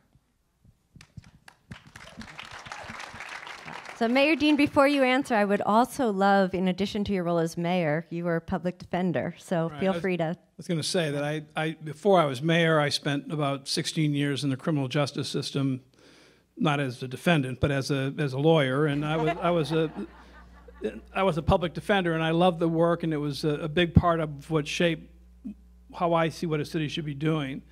And I encountered so many of my clients who had dropped out of school, probably 95% of the clients we represented never finished high school. And I also did a lot of work in juvenile court where I represented kids who were accused of some very serious things. And there's a common thread that goes through the lives of all these kids is that they were not going to school, that they were dropping out of school, and no one was really helping keep them in school. So I saw the after-school program that we started as an opportunity to make school more engaging for in our middle schools, and to give kids, I think all the mayors would agree, in those real vulnerable hours after school, a safe place to be, because nothing good happens. The kid is in danger of being a victim, his or herself, or getting into trouble. And so anything you can do to offer a constructive afternoon to people, particularly kids who are most vulnerable and at risk, I think is a good thing. Mayor Polito? Yes, I want to, first of all, being a California mayor, I want to thank Governor Schwarzenegger, because this passion didn't start in 2003. It's not ending today, and this is what it takes. It takes a very, very long effort to turn some of these things around. In Santa Ana, part of what we focused on was trying to get to the kids at a young enough age. Sometimes if you start too late and they're older, they already are set in their ways, and their ways are not good ways, and then it's just too difficult to turn around. So we try to go and begin working with kids as early as in the third grade and earlier. Some of the even the preschool programs that enable them to make sure that they're getting on the right track. And part of what has helped a lot has also been working with the private sector to where we've been able to bring in different donors, really. The Nicholas Academic Center, the Ron Simon Institute, the Irvine Company, and Randy Barth, and Think Together. All sorts of different organizations that are doing vertical programs and horizontal programs. Today we have about 40,000 kids in Santa Ana on any given day that are in part of the after-school programs. And investing in those kids over a long period of time, we've seen, the chief of police was talking about crime. We've seen crime to where we were the worst out of 35 cities in America, between 500,000 and 250,000 population. We were the worst about 18 years ago. Today, we've leapfrogged 34 cities. We're now #1 in that same category. And I believe, thank you. And I believe that would not be possible without the investment in the youth. When we began, the media was saying, well, you're spending all this time, but yet everything's getting worse. I said, no, it's not getting worse. Look at the kids. Look at the investment. It's going to take time. And then as we've seen those kids get older and behave better and behave differently and have, more respect for the city, more respect for each other, respect for elders, working on our youth commissions, being part of the joint effort between the school district and the city so that we can take the schools and make them available after hours so that the kids don't have to go home, and having the right type of training. Look, things like this new math. I sit there with my 13-year-old, and she's got this core curriculum about math. It's really, really tough. I have a degree in engineering. I took calculus and all that, and some of these things they're making very young people do is difficult. So you have to get the right training and the right support so that they can feel successful. Otherwise, they're studying, they're not doing well. It's real easy to go on different paths. But if you have the right programs and the right support and everybody is working together, we can make a difference, and we are making a difference. Is it enough? Absolutely not. I remember I was talking to Jerry Brown, and he was saying the first time he was governor, 3% of the state budget back in 1980 went to incarceration. Today, it's like 12%. So since 1980 to today, it's gone up 400%. And now it's surpassed the amount of money that we're putting into higher education in this state. And we're not that different as to what's going on in the country. So we need to invest more in the kids. We need to be patient. We need to know it's going to take time. And over time, we will reap those benefits. Excellent. Thank you.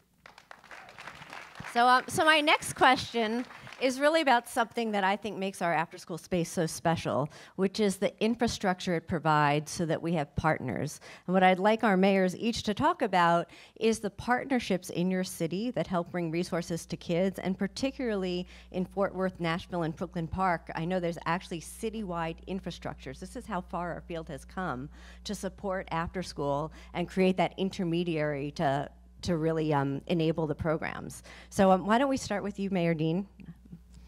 Well, the city has put more money into after school every year because it's a growing program. We started out in certain areas and then have gradually gone over the entire city.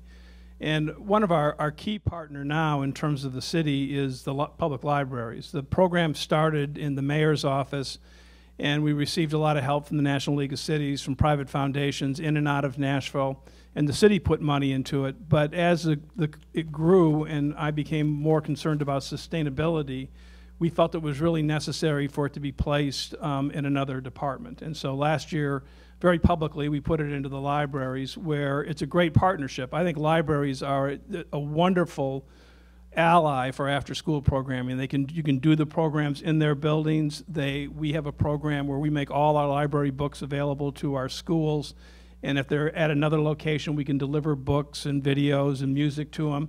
So the libraries have been a key ally, as have our parks, which is another location, which is a natural place to do this type of programming. Mayor Price. And our Parks Department actually runs ours. 14 years ago, we turned it over to Parks because we had community centers that sat vacant in the afternoons from 3 o'clock on, and our business community is well connected too. The businesses will tell you that they know that kids whose parents aren't worrying about having to pick this child up at 3 or where they're going to go or get a call from the police are more productive in the afternoon. So we've partnered up with our business community to come in and help run the programs. Our libraries are engaged. In fact, it's pretty much an all-out effort in Fort Worth right now, and we've made a lot of investments, and then the schools have gotten on board, and I think we're going to talk about Fitworth in a little bit, but we have a partnership from the Wallace Foundation and a new program called Spark that's strengthening partnerships through resources, advocation, and collaboration, and it's a tracking tool for the schools and parents to use. You'd be amazed at the number of parents, even low-income parents, who will tell you, I don't know where the programs are. I need my child to be in a program that's close to home. I don't know how to find them. And we have a new, very interactive website that the city will run in partnership through Parks and a couple of businesses that are involved in the Wallace Foundation to not only train teachers, but to train potentially babysitters and grandparents to keep these kids, but to also track it so that the quality offered on the out-of-school programs becomes much more consistent. Instead of going to one school that's delivering great programs and then, miles across town, we've got another program that no one's tracking.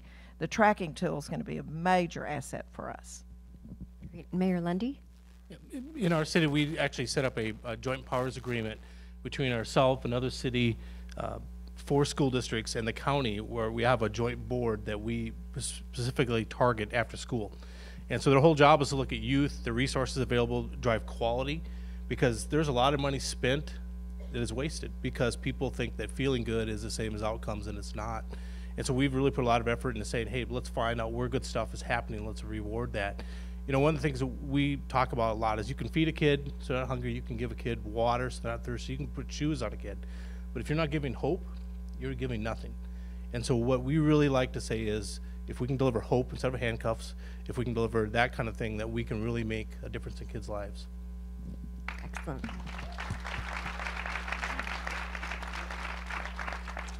When I took office in 2010, we look back and we call it the big meeting, and it was a big, ugly meeting. I felt that I had made a lot of commitments to the community, things I was going to change.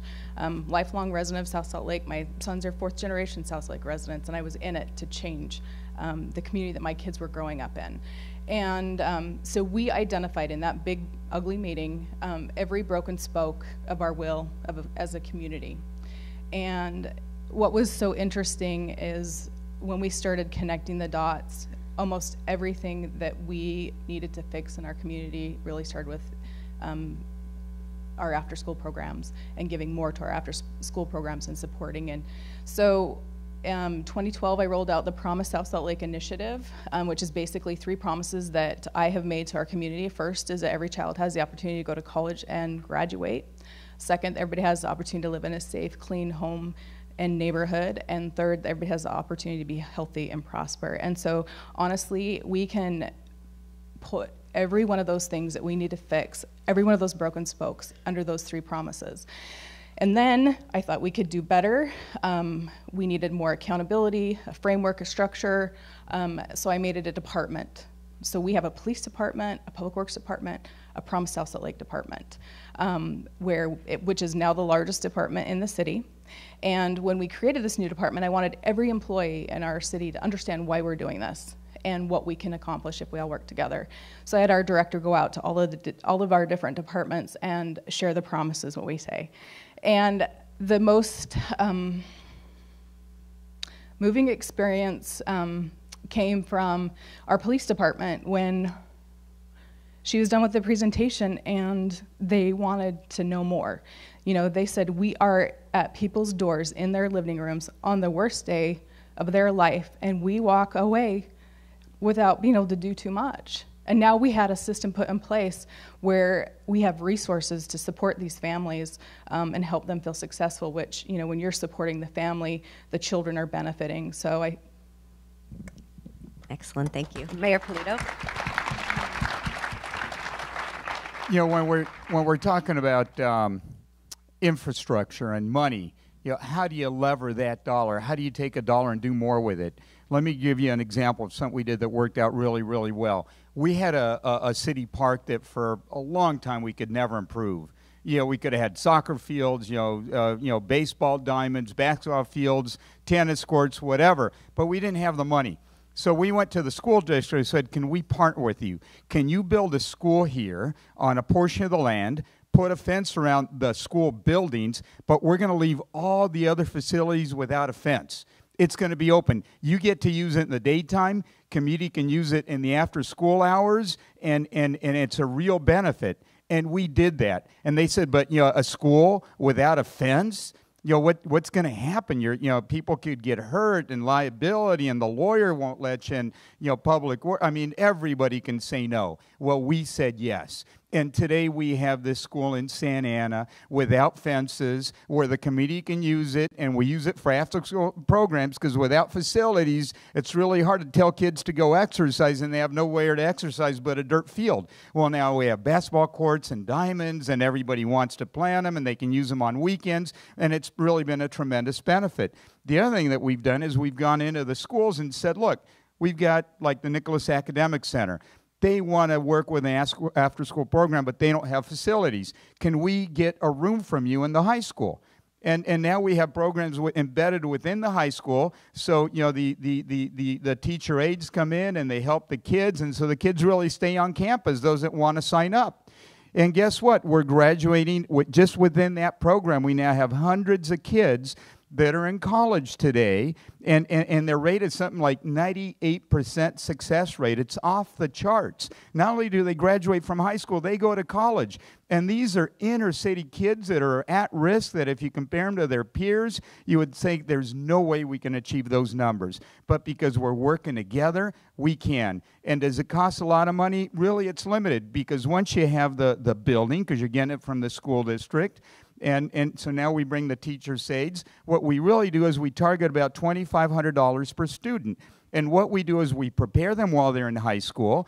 Then either through need-based or merit-based, they all get scholarships, and they all get scholarships. This is now a brand. All the universities are coming to us saying, we want some of your students because we know they're going to be great students.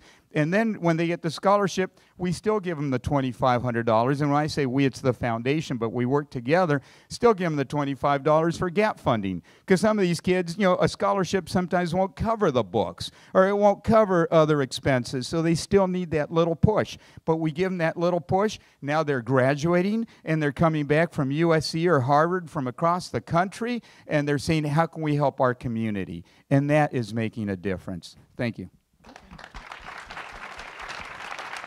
So while we're talking about infrastructure, you know, after school is always so much more than the sum of its parts. And one of the important things about after school is once you have that infrastructure, there's a host of other services that you can provide. And two, that the After School Alliance has recently released a report on, America After 3, is fitness and nutrition, which is, you know, the evidence is, you know, out there that kids that are physically active are more focused, they do better in school, our kids are hungry, many of them actually get meals and snacks in after-school programs. And this can be integrated into an after-school program, and after-school programs can be integrated into an even bigger part of an initiative for a city. So I wanted to talk about physical fitness and nutrition, but I also wanted to kick off with talking a little bit about Fit Worth in Fort Worth and the role that after-school can play in a community-wide initiative around fitness. You know, we started looking at the rising tide of obesity among our children. This is a generation that's going to live less than their parents, the first time ever. The kids aren't learning. That healthy kids learn. It's a given fact that they learn better. And when kids aren't healthy, where are their parents who ought to be at work producing? It's lost productivity. It's more expensive for the city. It's more expensive for the business community, certainly for the students. So we kicked off Fit Worth 2.5 years ago, and it's an initiative that it was a part of Fort Worth ISD, and we have 14 independent school districts, and we rolled it out now to others, but we started with our largest. It's a school district of 90,000 students, and we went to the PE teachers and said, can you get these kids engaged in this? They track their screen time, they track their water intake, they track their sleep, and they track their exercise and their eating. And the PE teacher said, we'll help you, but we'll be lucky to get 5,000 kids involved. And the commitment was that the parents have to work with them also. The parents have to agree to sign up to support this. The PE teachers are involved in after-school running clubs, and we've been out and run with the kids. And it's really a hoot to get to go run with them or ride bikes with them. But the first year alone, we had 25,000 children sign up to do and take the pledge and complete it. And the benefit was the business community gave $1,000 to every school that completed it, and the winning school got $3,000 for new PE equipment and for additional after schools. The kids were on fire about it, and their parents would get engaged, and I would see the parents and they'd say, you know, we were prepared to hate you, Mayor Price, because we're cooking, we're doing dinner, we're cooking, you know, dinner, we're doing homework, we're on the phone, or we're coming in and out, going to do things, and Susie's jumping up and down saying, we got to go ride a bike, we got to run, we got to shoot hoops, we got to go to school and walk, or we got to do it after school, and oh, you can't watch a bunch of TV, Mother. And then they would say they got out and got engaged in their community, and they met their neighbors, and they met their kids' teachers, and they talked about it. Last year, the number of kids involved grew to 30,000, and we have our first measurable results, and the kids, we have 4%, the children have lost 4% of their weight. We have 4,000 children who started out at obesity levels who are now at a healthy weight level in a little less than 2.5 years. And it's a business piece, too, because there's a component for the businesses to get involved and do it also. I'd actually love for some of the other mayors to elaborate on that. I think that when we talk about partnerships, community-based organizations, faith-based organizations, nonprofits are some of the key players in our field, but it's also really important to build in the business community. So I would love it if some of our other panelists can also talk about the role of the business community in your after-school programs.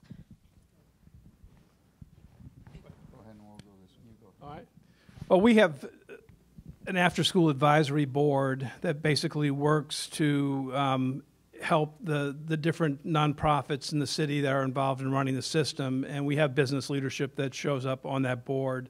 It's critical, number one, for the suggestions and ideas they bring. It's a good funding mechanism because you're asking people for money, and you want them to see the results, and you want them to know that what you're doing is actually producing results. We, too, have been very interested in studying what we're doing and seeing what has actually happened. And we've put a lot of time and effort into that, and we got good things to show, and you want to have an audience that you can show those things to.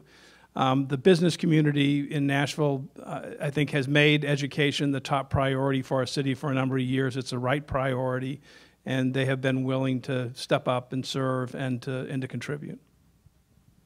We brought in our Chamber of Commerce a few years back and got them to look at how they could partner, and they have brought in literally hundreds of companies that have adopted schools, and they're trying to look at what the kids are learning in the curriculum and all that, such that they can start thinking early in their careers about what kind of jobs they might want to have.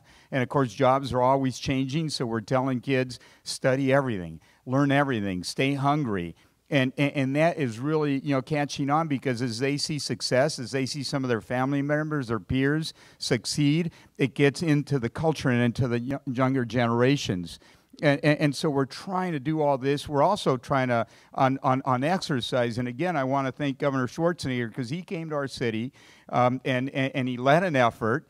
And, when you see, the governor, working out or running or doing push-ups or whatever, all the kids get excited. And then, we've had competitions, and then, they do so well that now they want to win something. So you've put a little carrot out there, and have to be a big carrot, but it's a carrot. They can see it. So some of our schools have actually won equipment, and because they're working out, because they're exercising. Also on fundraisers, something we're trying to get into the culture is you want to raise some money, do a little jogathon on out in the playground. And so now on a regular basis, I get hit up by kids, well, you can sponsor me at $1 a lap or whatever. And it's good to sponsor them because now, they're doing something, they're exercising, they're raising money, and that money goes to help programs in the schools. And within the schools, it's not difficult. We're doing it around the city. You can take a little portion of the school and make a little garden, just a little plot. You would be surprised how many inner city kids have no idea where food comes from. They have but now all of a sudden they're planting, they're looking at it, they're growing it. Doesn't have to be a lot, but they can see it. And now they're eating, and now all of a sudden they start asking questions about, well, what choices do we have? Well, you have a lot of choices if you really want them. And if they start eating better, eating healthy, eating raw, learning about enzymes, learning about exercise and how that's related. We're right now looking at putting scales out and letting kids learn about, and adults, by the way, we're doing this at the city as well. What's your visceral fat content? I mean, this sounds crazy, but it's not just how much do you weigh. It's what kind of weight do you have? How much of it is bone? How much of it is water? What is it? We hear older people fall and they die because they break their hip. Well, it's because they had hardly no bone left, and they didn't know that. We look at marathon runners that run really well. Well, they're like in the high 60s of water content. So trying to educate kids early about choices, about what's going to make a difference in their mind. They are sponges. And the chief of police was right. You put in good stuff in, you'll get good stuff out. And if you start giving them good information, they want to learn. When they're learning biology, don't just study a frog leg, study your own body. And study what you can do to make yourself healthier. And it makes a huge, huge difference. Thank you. When we implemented our Promise South Salt Lake initiative, one of the things that we were really passionate about was not creating just another idea initiative. We wanted some action, we needed proof, and we needed it quick because I had a council that really felt that this was a risk, and they weren't really supportive at the beginning, and so I knew that I had to show them the ROI quickly. One thing that we did was how do you get all the stakeholders to the table for after school when maybe business owners don't understand where they fit in this initiative. And so what we did was we made 7 councils specific to jobs and economy, health and safety, housing, education, neighborhoods, and basically allows people, stakeholders, to really understand where they fit in. And they participate on this council because it's either their passion or their job assignment. So we were getting the right people at the table and building the relationships that we needed to build. We grew our after-school program from 60 kids to 2,400 kids, which is half of the youth in our community, through partnerships. We have 90 partnerships, and our 3 biggest is United Way of Salt Lake. Westminster College has really taken hold. We have college students, mentor students sitting next to our kids every afternoon, and the 21st Century is huge in our community. Excellent.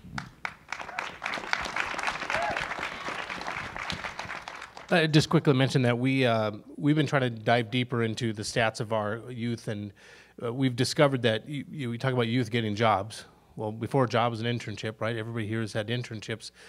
Our kids aren't even ready for internships, and so we've started as doing mentorships, where these kids, a lot of them have no concept of people in their lives getting up, going to work. The adults in their lives may not be there. They may live with grandma. And they don't have an idea that what it's like to get up at 8 o'clock means you're at work at 8 o'clock, not 8:04, not half-dressed at 8:10, but at 8 o'clock. And so we've asked our business community to step up and take some risk with us. And these are not, I divide the world up. There are kids, 10% of the kids that are going to make it. They're just going to make it. We're going after the 10 to 30% that sit on that razor's edge before they go positive or they're going to go negative. And so we're trying to match those kids up, and we're asking business owners to take some risk because these aren't kids that don't have. They've had some interactions with police. They've had some stuff. We're trying to get them turned around. And so we've had a business community that's decided to step up. And I think when you talk to business owners, you find out the small ones are the most receptive because a lot of them used to be youth who had a crisis, youth that were kicked out of the house, youth that got in trouble, and you actually find out that some of these, companies, big ones like Boston Scientific's a partner, they donate money, but the small ones want the risky kids. Because that person who owns that company of 10 people knew what it was like when he was growing up and somebody along the way helped him, and he wants to provide the helping hand. Excellent. I think the business community listens to the mayors because we're not school boards. In most cases, we're not education. But mayors and councils have an incredible bully pulpit. And you can raise the awareness of how critical after-school projects are, and you can call on your business community. They all want to help. Obviously, most of them want something from City Hall at some point. And if the mayor stands up and asks them, it's just the truth, to do something, many of them will step in and do it. I mean, we had one of our big aerospace companies, we said, we need a big event for the kids in a STEM program to talk about things. And they came in and said, let's build cardboard airplanes and let's teach the kids about physics while they're building these planes. And I went to see the kids playing, and they said, this is incredible. We thought that Lockheed was this big plant that was walled in and no one went there. Well, they had hourly workers coming and engineers and showing them. But the businesses will step up if council and mayors will ask them to. And that is a perfect note that I want to leave you all with, which is that we have this incredible, incredible panel here of 5 of our nation's leaders on after school, all mayors, all with that bully pulpit, all really raising their communities up through after school and all their other work. And so I take that to all of you too. Let's get all of our mayors to use this bully pulpit to showcase the value of after school and what we can do with it. And I thank you all.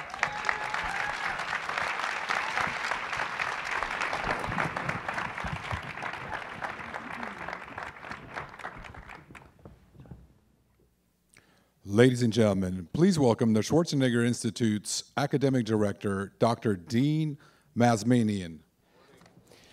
You know, at the Schwarzenegger Institute, at the Price School, at USC, we really firmly believe that public policy is always best made when formed using research and relevant data. I hope we've made that clear.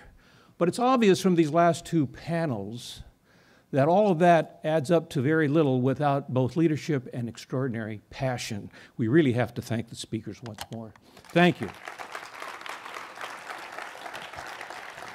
We are also quite fortunate here at USC to have such bright and dedicated students, and they come from across the globe.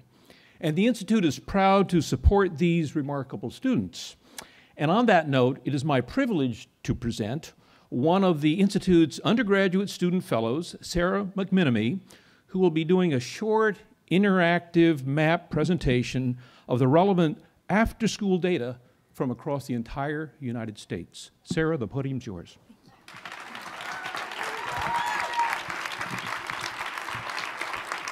Good morning. Thank you so much for having me here today. Thank you, Professor Mazmanian, for that wonderful introduction. I'm very excited to be working with the Schwarzenegger Institute. I'm very excited to be part of USC Price. It's an absolute pleasure to be here today to share with you this project that I've had the opportunity to work on with the Institute and with the After School Alliance. This project is to create an online interactive map showing 12,454 centers that receive support through the 21st Century Community Learning Centers Initiative, which is an initiative that supports after-school programs in areas of high poverty with low-performing schools.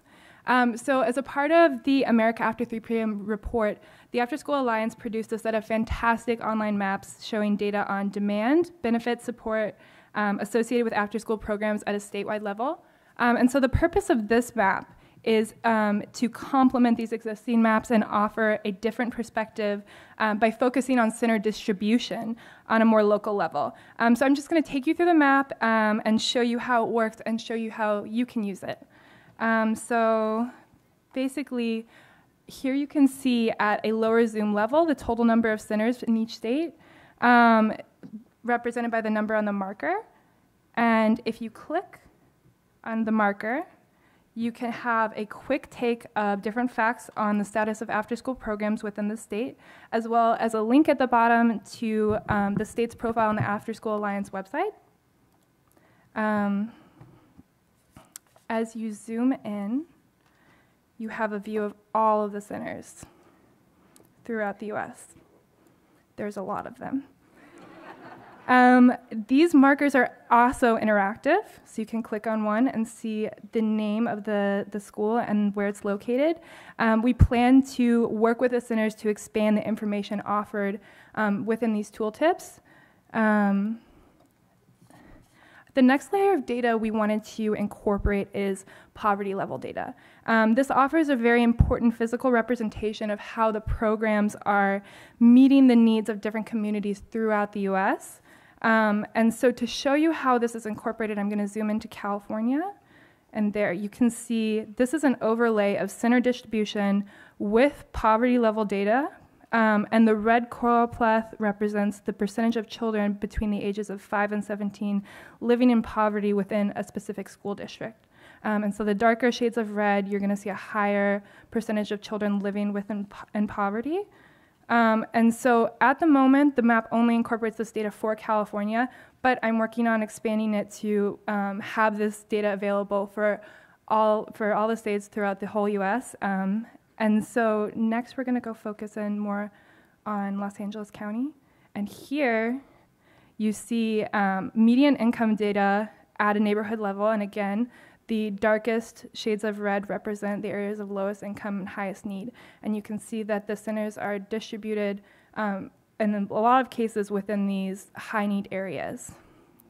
So by overlaying center distribution with poverty and income level data, this map can tell a very powerful story, and it demonstrates the value of these after-school programs in communities where they're run, and the potential impact they have in these places. At the same time as this, this representation identifies unmet need and areas that we need more after-school programs in. It can serve as a very powerful tool in advocating for the continuation and especially the expansion of these programs. So the goal of this visual is for it to be used to offer a compelling argument for after-school programs through engaging viewers in an interactive experience. This map is going to be available on the Institute's website as well as the website of the After School Alliance. Once you get to the map, you can use this button down here, which is the share button, and you can link it via social media. You can post it to Twitter. You can also embed the map in your own website. The map is very mobile friendly. So when you see the link today, try opening it on your smartphone, see how easy it is to navigate and explore the data. It's really incredible. I would really love to have you use this map as you find it relevant to your work. I really hope that it can be a valuable resource in advocating for this very, very important cause. The work you do as leaders in advocating for after-school programs is so important. I've had the opportunity to participate in an after-school program through Troy Camp at a school just down the street at Weems Elementary for the past 3 years, and those kids are some of the most important people in my life. I've been able to witness firsthand how valuable these programs are to the kids that they serve. And so from the bottom of my heart, I want to thank you for all the work that you do. Thank you.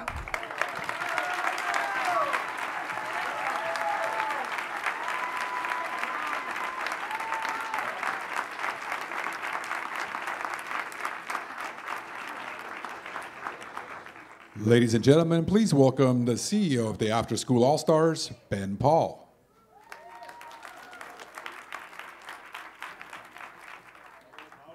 Thank you. How about one more round of applause for Sarah McMiniman? Great job.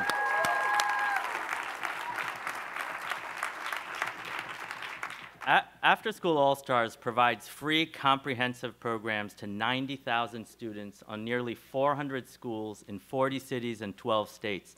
All of our executive directors are here today, and every local board has sent a representative to our summit here today. Please give a big round of applause To all the after-school all-stars in the room.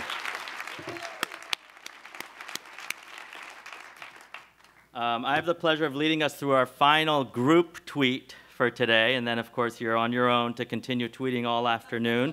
So for the last time, you should all be experts by now. Take out your phones, navigate to tweetforafterschool.com, and then raise your hands or wave your hands when you're there. You should all know how to do this. We do know who's tweeting because it's online, so we can see the tweets. I'll read a tweet while you're all navigating that, but let's see. Tim Ferriss tweeted, juvenile crime peaks between 3 and 6. Thanks, Tim, for sharing. Daniel Ketchel, who so eloquently explained us how to do it, said, uh-oh, don't mess with after school. At Schwarzenegger is fired up. Do you think it was after-school programs that robbed this country blind?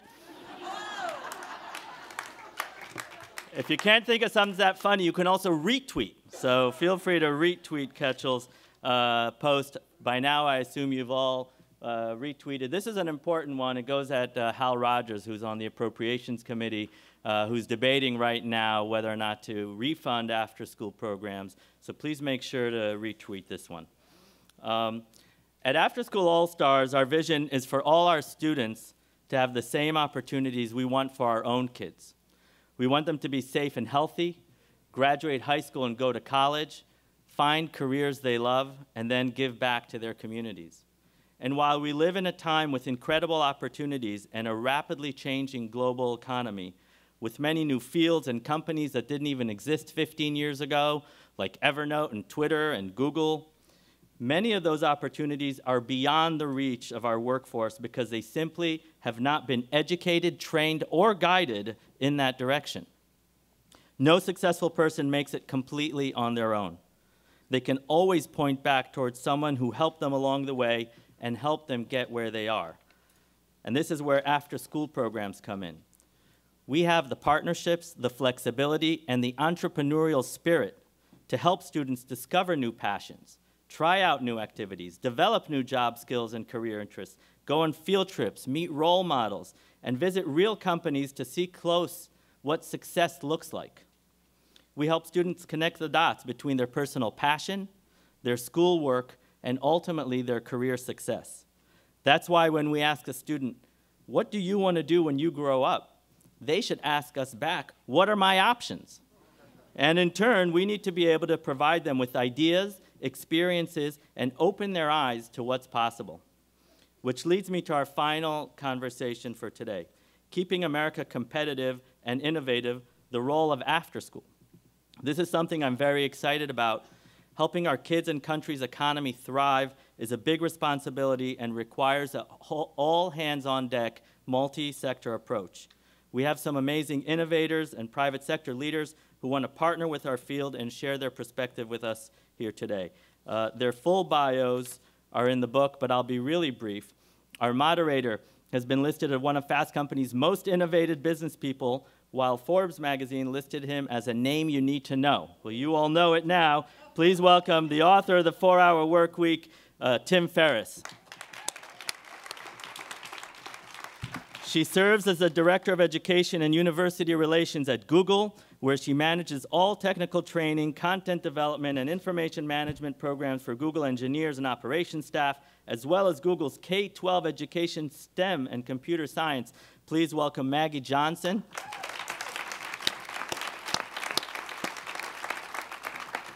An entrepreneur who, in addition to many accomplishments, has led not one but 2 internet companies from launch to extensive commercial success, currently serves as the CEO of Evernote. Please welcome Phil Libin. And finally, let's welcome back to the stage Governor Arnold Schwarzenegger.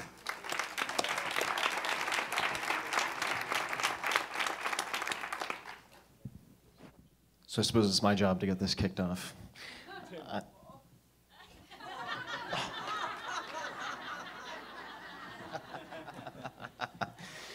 Social media at its finest. So I really want to thank everyone for their support of these after-school programs, and the data are so compelling. We've heard a lot about policy, and what I thought we might start with is turning towards the more personal. And I won't talk much myself, but I will mention that my best friend growing up last year died of a drug overdose. And I have 3 or 4 very close childhood friends who are now in rehab. And with families, it's a complete disaster.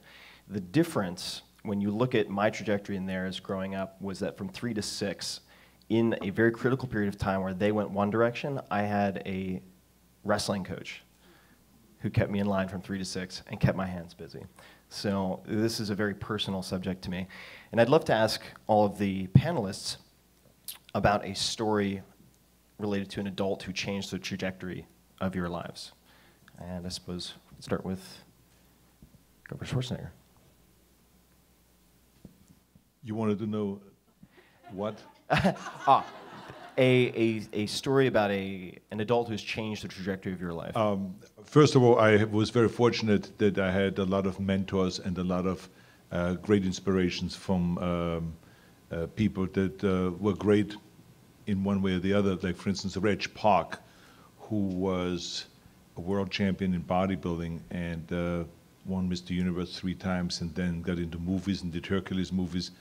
And when I saw his picture on the cover of a magazine, I bought the magazine immediately, read the story from front to the back, and was so inspired by him working out 5 hours a day and coming from a little factory town, Leeds in England, and through hard work became, you know, the British champion in powerlifting and in bodybuilding, and then became Mr. Universe, and all through hard work, and then got into movies, took that money and bought a gymnasium empire down in South Africa, in Johannesburg, and all over South Africa as far as this goes.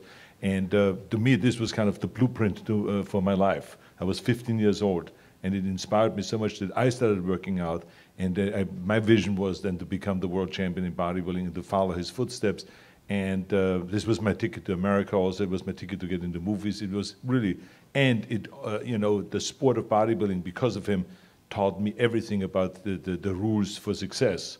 And because in sport you learn all that, and you cannot learn that in any classroom. So to me, that inspiration was really absolutely crucial. But I was very fortunate to have mentors like that, you know, throughout my life. If it's political mentors, if it is giving back to the community, like my father-in-law, who, you know, I remember listening to his speech when he was talking to Yale University to the students, and said, you know, tear down this mirror.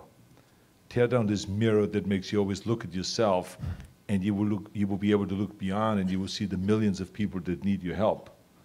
And I realized this is exactly what I was going through. You know, I started looking less and less in the mirror, looking at myself, that I had this need of going out and helping other people. And he really, the way he so eloquently explained that, it all made sense. And he was kind of the guy that started the Job Corps, the Peace Corps, Legal Aid for the Poor, and all of those kind of programs. And he did so much for people that it inspired me. It kind of became a mentor and inspired me to go out and to be a public servant, and to serve the people and to find these millions of people that need my help. And so there was many inspirations like that I had as I was growing up. Maggie? Well, I would say that I've also had many, similar to what the governor said. My first one was my father. He was a mechanical engineer, and he worked for International Harvester, which was the big tractor, earth-moving kinds of tractors. And he and his team designed those really huge tractors. So I can remember, you know, in 6 years old, climbing up on those really huge tractors. And so it was really a kind of engineering, math mindset and culture in our house that really made a big difference. You know, I remember, you know, learning how to use a slide rule when I was like, you know, 8 years old. And that kind of thing, it had a big impact on myself and my sisters. And I think we all sort of felt it was okay to study engineering and to study math and to go in that direction, because it was just always okay at home. So. Oh, well, so I had a lot of answers to this that kind of went through my head, but I'm never going to get this opportunity again, so I'm just going to give the lame one. And I really was inspired by Governor Schwarzenegger. we've never met before, but you've just been a huge inspiration for me. Growing up, I kind of saw so much of what I wanted to be in you. You were an immigrant like I was. You were kind of awkward in some ways like I was. But you kind of taught me how to embrace that, how to be like enthusiastically awkward. And you just did such amazing stuff. I mean, you made the best movies. You created a whole genre just when everyone was expecting that. You switched to a different genre. You fought for the future of humanity against like soulless, amoral automatons. You also made the Terminator movies. Like you've just kind of by doing the unexpected, by being constantly underestimated, and kind of thriving through that, have been a huge inspiration to me and to I think to lots of nerds like me. So you inspired me to start working out and going to the gym, and that inspiration lasted for one day. But the other inspiration really did stick, so thank you.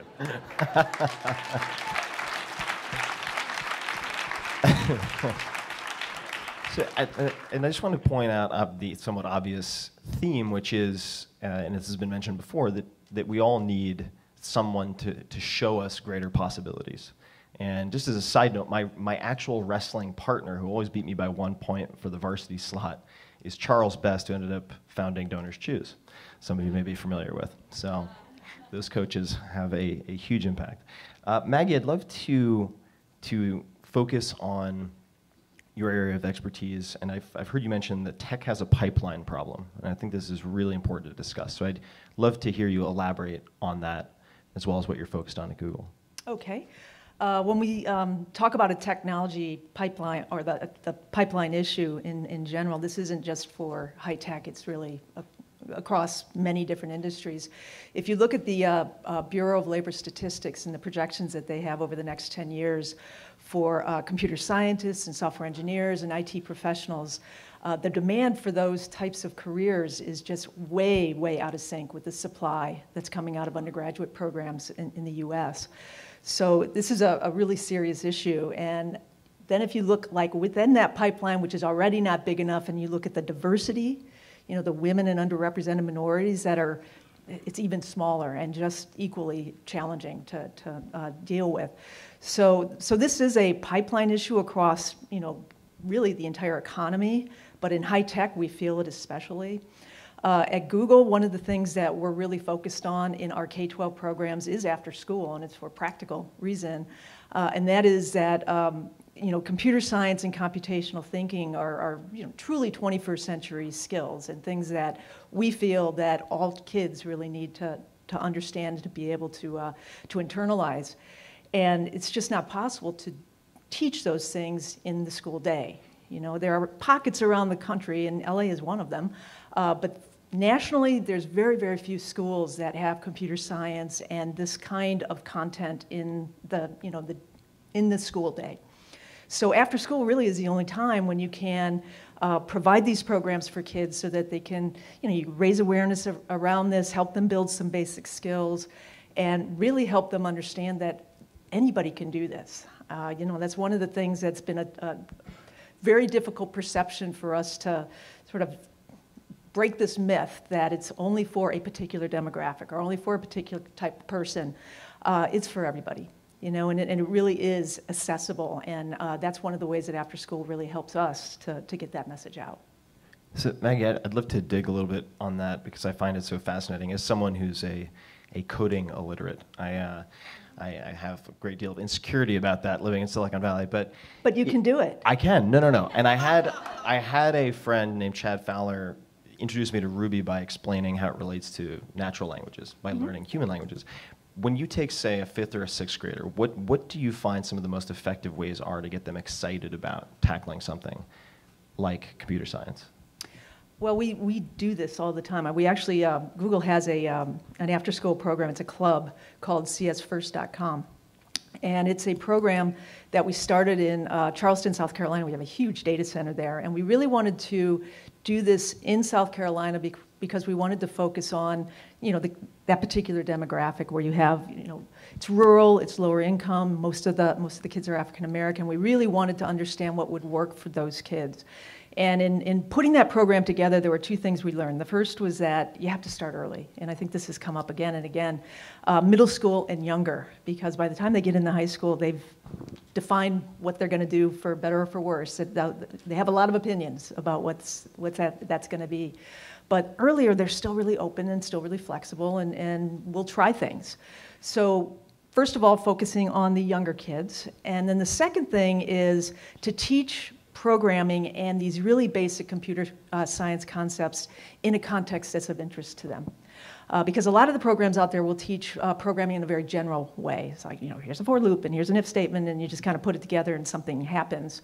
Whereas the way that we learned, again, from these great kids and these teachers that we collaborated with to create this program, if you do it in something that they're interested in, it is so much more powerful. So we have art and music and storytelling and game design. There are actually 8 different areas, and we have 10 hours of content in each one. And when you see the kids, sort of working through this, they can do it in a context that's really means something to them. And then it really sticks, and they're just a lot more engaged. Is the challenge with the constraints of the school day a staffing constraint? What are the opportunities that, for instance, these after-school programs have to fill the gaps they have to fill? There's certainly staffing. I mean, in terms of computer science teachers and teachers just being able to teach computational thinking in the earlier grades, it's just starting. I mean, it's starting to happen now. We're starting to see more and more courses available in the high school, in high school curriculum, and we're also seeing more elementary and middle school teachers starting to build up some of the skills to integrate it into math and science. But for the most part, we're still a really long way to go. So you're constrained by the professional development that's needed for the teachers. You're constrained by just, there's no room. There's no room in the curriculum, in the day, to get something extra in. So that's why after school actually works really well for this. Yeah, we'll definitely come back to that. I think it's a huge high leverage point. Phil, I'd love to chat a little bit about Evernote. So I've been very fortunate to have had the opportunity to watch Evernote grow from a very small team to a ever-expanding large team. For the future of the U.S. workforce, for the future of Evernote, how does the education piece fit in, and where might after-school programs fit into that equation? So I think the government is kind of letting us down in the big picture. I think the U.S. government, to some extent, seems to have kind of given up on their responsibility to plan for the long term. As I think things have become more political, it feels like things have become extremely short term, and the government's not actually particularly good at the short term stuff. They're supposed to be thinking about like the generational issues, and it just feels like they're kind of not. Like I think like we can do a pretty good job in the short term, but we really do need the government partnership, the government involvement in longer term stuff that's going to pay off in 20 years and 30 years and 50 years. And it seems like we can barely do any of that. And after school, at least in what I've learned about it just in the past couple of days of paying attention to this topic, seems to be one of the most sort of palatable, affordable, easiest long-term thing that we can do. So I would say it's kind of a baseline for what we need to have the kind of workforce 10 years from now or 20 years from now that we need, that's going to continue to make the world great. What are the... I totally agree. What are the right? Okay. What are some of the hiring challenges that you have at Evernote in terms of supply, getting qualified, well-trained people to accommodate the growth rate that you guys have? Well, there's the obvious stuff. There's never enough engineers or never enough designers. I think the real skills that are lacking actually are communication. Their social skills. There's never enough just sort of well-socialized, articulate, passionate people. And the main thing that I look for when hiring anyone is someone who has a passion for something that can actually explain, that can articulate what that passion is and why it's important and what are they going to do to bring it about. you know, the vast majority of people that enter the workforce just they don't have that. They don't have the spark. They don't have the drive for something, and they can't even explain like what makes them excited. And I think the diversity of after-school programs, the diversity of the kinds of things you can do, it just really gives everyone a shot to like find the thing that's going to drive them, pursue it for many years, and be passionate and articulate and a master of it. And that's the most attractive attribute of any employee. Got it. Governor Schwarzenegger, of course this summit is in part focused on getting Congress to maintain their investment in after-school programs. Why do you think, just to reiterate, why should this be a priority, and what are people missing if they don't come to the conclusion that it is a priority? Well, first of all, let me just say that I totally agree with you when you say that a lot of people just don't have the passion, or you know, they can articulate it, what they want to do. And I think it is, we talked about that when we did the interview, that the most important thing is that, number one, you have to have a very clear vision of where you want to go in life. Because when you have a very clear vision and a goal, then you get very passionate about it, and you get very excited about it. And then to get up in the morning and to do your work, you're really looking forward to doing your work. I, for instance, never really dreaded to do another sit-up or to do another 500-pound squat, because I was looking forward to do the next 10 sets, or to do as many reps or as many hours, because every set and every rep and every weight that I lifted got me one step closer to reaching that vision, that goal that I had. And it made me excited. And I smiled in the gym, and people always said, why do you smile in the gym? You have to lift all these weights, you're working out 5 hours a day. And everyone else has like a sour face and is upset that they have to do another sit-up or another leg raise or something like that. And I always said, because I know where I'm going. And so I think that is the key thing. This is what I always try to teach kids. Have a passion, have a vision, have a goal. Where do you want to go? No matter how long it takes you to search inside to find that thing that sparks something that says, I want to be a mechanic, I want to be a chef, I want to be a politician, I want to be an educator. Whatever it is, find it, even if it takes you years to do it, but don't just go. And this is a big problem that we have, is that we try to inspire every kid to go to college. But kids go to college, they don't even know why they go to college. I mean, I have kids myself. They just go to college because we tell them to go to college, but there's no goal yet. And I think in most cases, kids go to college and they come out and they don't know what they want to do, because they haven't yet figured out which direction they want to go. But in fact, they should be doing this already with the age of 15. They should try to figure out where they want to go, because I think we make a mistake to not talk about career tech education. Because what is if a kid wants to be a mechanic, and he wants to work on Ferraris and on engines and make them more powerful and something, and they feel like, well, I cannot really go to a mechanics school because everyone will be disappointed that I'm not really going to a 4-year college. So I think it's a big mistake, and I think this is one of the advantages of, again, after-school programs, because we let kids kind of do all kinds of interesting things in the afternoon, including working with engines or with whatever things that they're interested in, so they can explore and they really can go in the direction that they want to go, so they're passionate about the things they want to do. So I think that we need mechanics, we need chefs, we need great waiters, we need people in all these different jobs, bricklaying, cement work, and all of this stuff. I did all this stuff. I did cement work. I had a great time doing cement work and to do bricklaying jobs, because in bodybuilding there was no money in the beginning, so I had to go and work. But again, I had a very clear vision that I need this money to buy my food supplements, and the food supplements will help my body, and my body then will get faster to that goal. So therefore, it was this whole chain, this link, right, that made me enthusiastic to get up and to do cement work. So I think it's all about just always selling the idea to kids that you got to have a goal, and then all of a sudden everything becomes much more fun to do. Because when you look at the statistics, 74% of the American people don't like their jobs. So imagine only a quarter of the people like their life's work. That is depressing.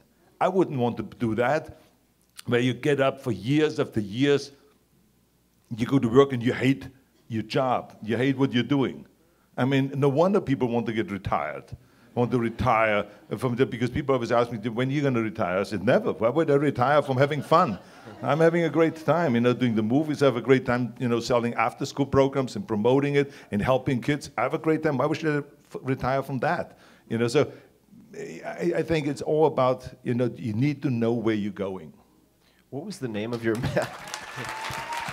What was the name of the masonry company that you had with Franco Columbu? Do you recall? It was Pumping Bricks. Pumping Bricks, yeah. And of course, we were very fortunate when we started this company because literally within a few weeks after that, we had the big earthquake in the early 70s. And then everyone started, we put a little ad in the LA Times and everyone called us to rebuild the chimneys and their walls and all the stuff that crashed during the earthquake. So we were very busy. As a matter of fact, we hired a bunch of bodybuilders to work on our team. They were lazy bums, but so we fired them again. They only were thinking about their bodies, they didn't want to work too much. They got a nice tan working outside. That's for sure, yeah. So Maggie, just speaking of vision, I'd love to take a peek inside your imagination and your vision as to, with proper funding, what after-school programs might look like in, say, 5 years. If you could make that happen, sort of what some of those ideal elements or characteristics would be. Can I say something to what he? Of course. Yeah. I just wanted to point out that, you were saying how not every kid needs to go to college, right? And one of the things that's happening now, I'm sure everybody's aware of, is just the cost of college tuition. That's maybe it's going to have a, positive effect in that it's simply not affordable for a lot of kids to even go to college. So all of these other options actually start to become more, amenable, more possible. So it's kind of an interesting thing that we're getting to a place where it used to be college education, it was available for everybody, it was cheap, it was really, accessible, and there are colleges everywhere. And now we're at the end of this, sort of long journey with higher education where it's now becoming available for a much, much smaller population. And it could have a good, effect in that a lot of kids will look at these other possibilities and actually say, I really like, working on engines of Ferraris or whatever. But, I think that there might be a positive thing there. So anyway, you had a question. Oh, no, that's my job. The question was, 5 years from now, if after-school programs get proper funding, what do you envision, what would you like that picture to look like? What are some of the characteristics that those programs might have? Well, it's available for every single kid. What is it, 50 million kids that go to school? Every single kid should have that opportunity. They should have multiple opportunities so that, when you're 15, you're able to define what your vision is. Well, you can actually try a number of different things out with these after-school programs and whatever the different, whether it's dance or music or computer science or all the different things that are available. So if it's, so you're saying it's like completely funded, right? Assuming it gets the funding that it deserves, I suppose that's loaded. Okay. Yeah, word to use, but I think it's appropriate. So I think that it's, one of the things I think we don't want to do is connect it too much to what happens during the day. I mean, the fact that it is, like it's come up many times here, that it's a relaxed environment, it's a safe environment, they can feel free to experiment and try different things without, tests and all. So it's not like you want to use the funding to extend the school day to 6. You still want to have, okay, that's school, this is after school, and here.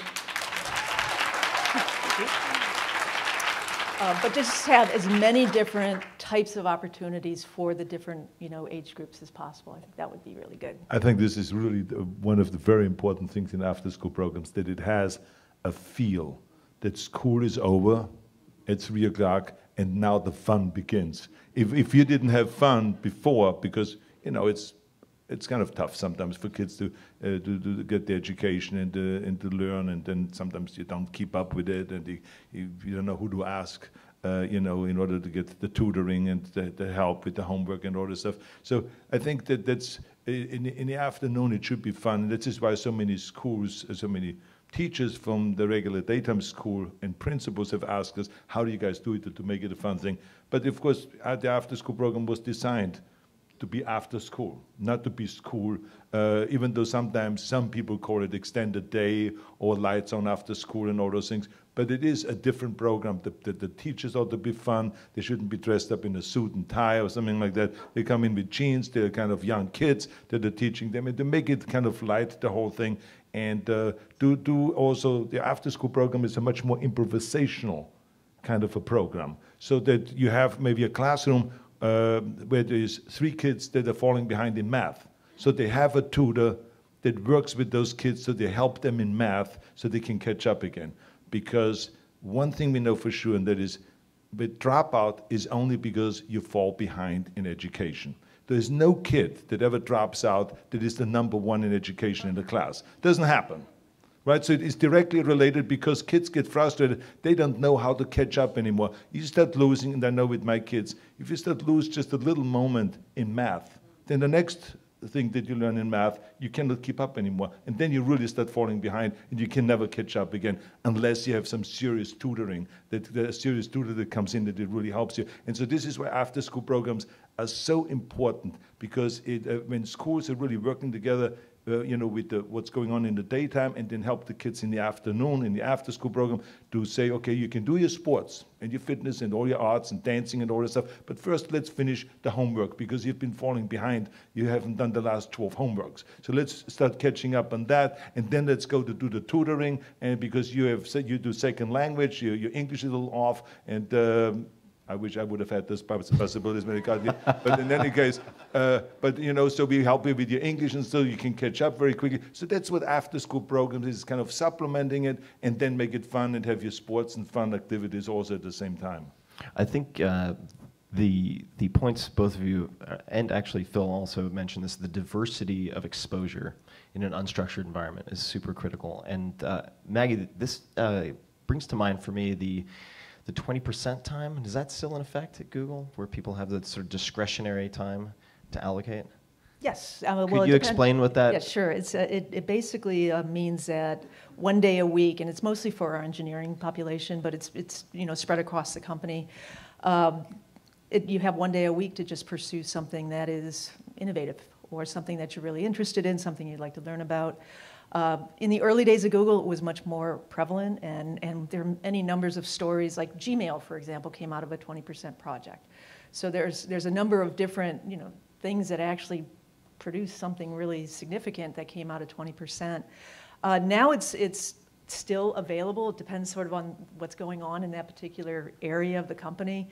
When we think of Android, for example, they're usually so busy and so focused that 20% may not be as available for those engineers, but it's a lot depends on, do you have a launch coming or things like that, but it is definitely still a part of the culture. Yeah, and the reason I bring that up is I think that the measurement of the effectiveness of after-school programs, this came up earlier, solely by academic metrics is a huge mistake. And because you have to look at what's avoided, not just what is produced. And if you look at, for instance, my grades when I was being coached from 3 to 6, my grades didn't improve. But I was prevented from taking all these other paths that could have ended up very, very tragically. Phil, the 100-year company, could you explain to people the 100-year company? Within Evernote has a very unique culture, and I think that particularly in Silicon Valley, where things are hyperkinetic, very, very fast-paced, a lot of folks out there are looking to build and flip companies in a matter of months. Could you talk about how you developed a long-term vision, just coming back to this vision for Evernote?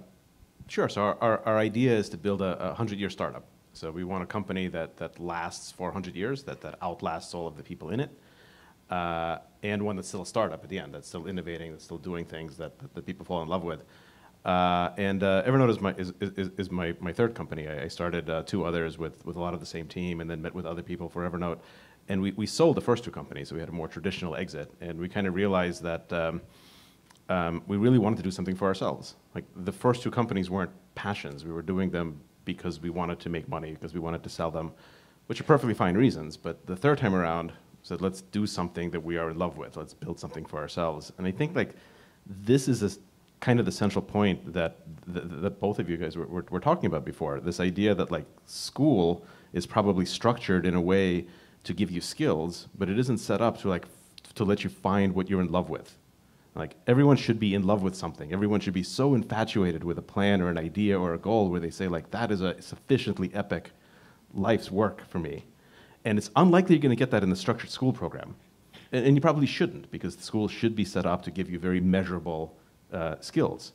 So, like, where are you going to find that? Like, I definitely didn't find that in school. I found that, well, my after-school program, I grew up in the Bronx. I basically stayed locked in my apartment with my computer.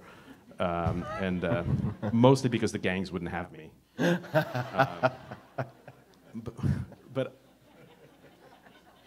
But I found that passion, which was computers, after school, and I think like having a more structured way to do that, exposing people so they could find their real passion, is going to be the way that more and more people can be sufficiently in love with some aspect of life to say, I have a 100-year plan, which is just kind of a cool thing. And I think you're totally right. The measurements can't be based on academic progress. They have to be on broader outcomes.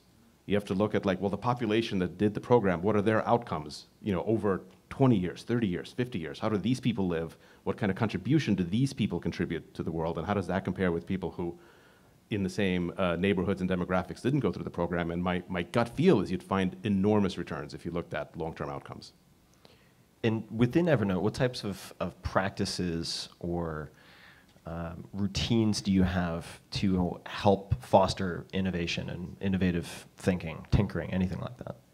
Well, we try a bunch of different things. I think the main, the only central philosophy is to not to be dogmatic about anything. Like all of these like 20% time, which we've tried all sorts of perks and benefits and ways of structuring meeting, and nothing is ever set in stone. It's all just constantly just iterating on things. So you just try almost anything, figure out what works, be pretty merciless in terminating things that don't work, that aren't effective, and trying new things, and then doubling down on things that do work. And that's kind of the guiding principle, is just to give people a passion and try to figure out iteratively how to make that better and better. And I don't actually think we're particularly good at it yet. Like, we've only been around for 8 years. We're 8% done with our 100-year mission. So we have, we still have 92% to get a lot better.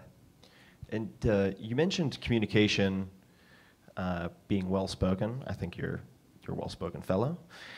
Good amount of wit thrown in as well. And I'd be curious to hear how you developed that, because I get asked, for instance, a lot by high school students who apparently read my stuff, which blows my mind, but what major they should choose, for instance. And my general response is, when in doubt, focus on, if you're drawn to engineering, go there, but if in doubt, get better at reading and writing and communicating. How did you become better at communicating?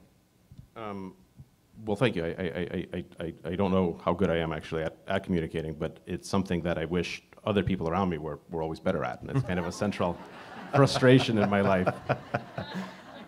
I think I was kind of fortunate in that, I came to this country when I was 8, and so I remember learning English. Like, I remember not understanding anything that was being said around me in school, and like all the books just being like gibberish, like the predator alphabet. And then I remember at some point it all just sort of went into focus and it made sense, and so that kind of gave me a real interest in it, because I think I was lucky enough to like be conscious enough of learning to language and communication that it kind of became a cool thing. I think most people probably, if all they speak is their native language, then they just don't have that experience. So I was just always kind of fascinated with it, so it was neat. I learned English from reading Thor comic books. That explains a lot. Doesn't it? It explains my crippling unpopularity in high school. And by watching like What's Happening reruns. The gangs didn't want to call you Thor? They wouldn't go with that? They did not. I think that's a fair request. Well, I know we only have a little bit of time left, and of course the after-school programs are meaningful to me on a very personal level. I think the data speak for themselves. I think the ROI is very, very clear, but perhaps we could just go around the virtual table, as it were, and maybe Phil, we'll start with you, and talk about what you would like to see. how you would like these programs to look, and I'll ask the same question I asked Maggie, in a handful of years, given the proper funding, and what the responsibility is, Phil, you brought this up, of the government to support that federally. I think like after-school programs kind of serve two very broad functions. There's sort of the baseline function, which is absolutely everyone on this planet is entitled to sort of a certain baseline education, a certain baseline set of dignity, of standard of life, of standard of living. And these programs are just a very cost-effective way to just get everyone up to that baseline. So particular after-school programs for disadvantaged communities. But there's another part that's even probably more important for the continued awesomeness of the world, which is to give some people, the ones that actually have like a spark or motivation, something to really latch onto and to be motivated by. And I think a really great aspect of after school is that it is optional. And so like you kind of have to have just that little bit of an incentive. You have to have a little bit of an internal motivation to say like, I want to do more than absolutely nothing, which is always an option. And so like nurturing those people, and they come from absolutely everywhere, but like nurturing the people that have that just tiny bit of like self-starter entrepreneurial interest, and then giving them every possible opportunity to be great, I think is like, that's the real benefit. That's the real benefit to the world. That's kind of what happened with me in this country. Sort of several times I found myself in situations where I was given opportunities because people saw that I had like at least a little bit of interest. And so I had a ton of resources devoted to me in the public school system and elsewhere. And I want more and more and more of that to happen to kind of everyone who wants it, everyone who has that little spark. Hear, hear.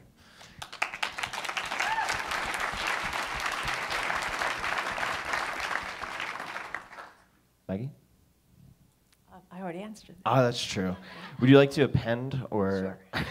Well, I guess one of the things that I would want to emphasize, you know, in a lot of the work that we do at Google, is this idea that computer science, computational thinking, these skills that we're starting to actually, you know, see a lot more awareness about, really are important for our kids. If we talk about global competitiveness and where we're going to be in the 21st century and the kinds of things that our kids really need to be able to do. I mean, I've got 3 kids, and they grew up with devices. They grew up, you know, knowing things and how to use these things, and just being able to think about them in ways that were completely foreign when I was growing up. So it's made such a huge impact on the way they learn, the way they think, and the way that they sort of interact with the world.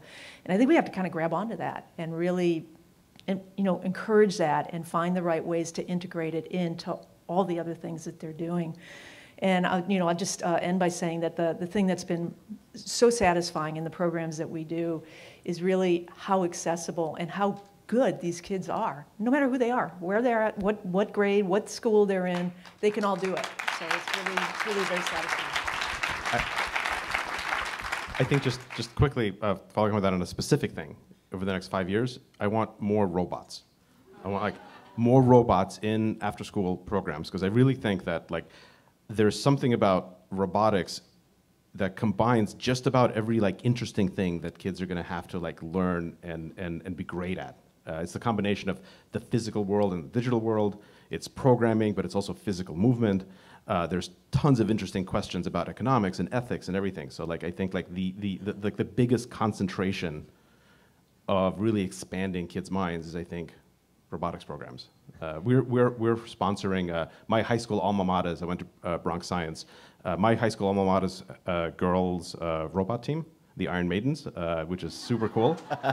And I would like to see more funding and more attention after school specifically to this area. And I think Governor Schwarzenegger would be a very natural spokesperson for teaching kids about robots. Well, I have to thank you for promoting Terminator 5, which is coming out on the first July weekend. So thank you very much. I really appreciate that. We worked that out, so you can tell. It's a real team effort. I just have to say that we are going for increase in, first of all, for protecting federal funding for the after-school programs, but also to increase federal funding.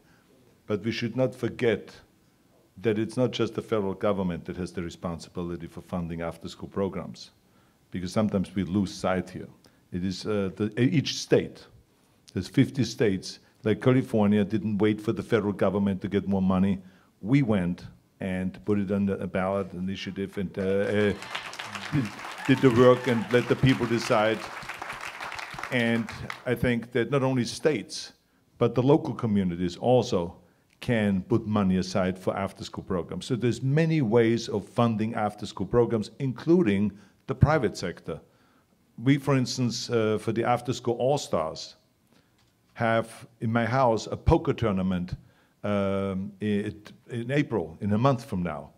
And we raised $1 million in the poker tournament. And we invite people that can afford the $15,000 for each player. Each player pays $15,000, and we have like 50 people coming together, or sometimes even more. Then we auction off some items that we're getting from various different watch companies. We have like over $500,000 of gifts, different watches from Audemars Piguet to Miller to various different companies that give us watches and all this stuff.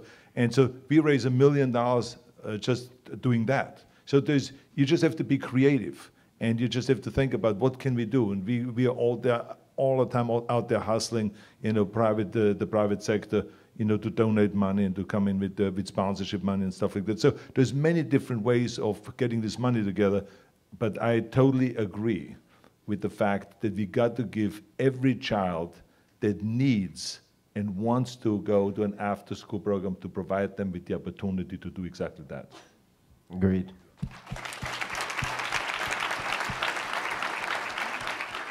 So I know everyone's hungry. Everyone wants some caffeine, so we are going to wrap up. I would just say in closing perhaps, and I think this echoes a lot of what's been said today, that it's not enough for us just to try to solve problems. We have to create problem solvers, and I think that an extremely high leveraged way of doing that is supporting after-school programs, just like those that had such a tremendous impact on my life and many of the people in this room. So thank you all very much. I want to say thank you also to you for the great interviews they have conducted and for being such a great sport and coming here. I want to say thank you to the rest of the panel and to all of the mayors and everyone that has been participating in this today, especially also to the kids who have done an outstanding job today performing here today. So thank you all, and I'll be back. Thank you. Wait, before you go anywhere, wait, Arnold. I'd like to ask the panel to stay here for just a couple of minutes as the organizers wrap up. And before we wrap up and bring a few people to stage, just wanted to clarify one point that Arnold and then Maggie made when Maggie was talking about the rising cost of higher education and not everyone can afford it. Just to be clear, because we're passionate, the governor and the institute, about a lot of things, and no one meant that. It doesn't mean that, well, poor kids will never be able to afford it and only rich kids will go to college. And that's one of the reasons why we champion support for the federal Pell Grants. In California, we have Cal Grants, so that kids that are in families earning up to $80,000, regardless of tuition increases, can be covered. The conversation was really about maybe not everyone needs to go to college to achieve their dreams and have a productive life, but all kids, regardless of their income, should be able to if that's where their passion lies. So just wanted to clarify that point. And we're going to be inviting you all to go out to the patio and pick your gourmet box lunch, and you could stay till 2 o'clock and interact with each other. But before we do that, Arnold, in talking about that it's not just the federal government that helps support after school, it's the private sector. Exciting private presentation from one of the After School All-Star board members. Want to invite Misha Malyachev up here. He's presenting $300,000 to after school.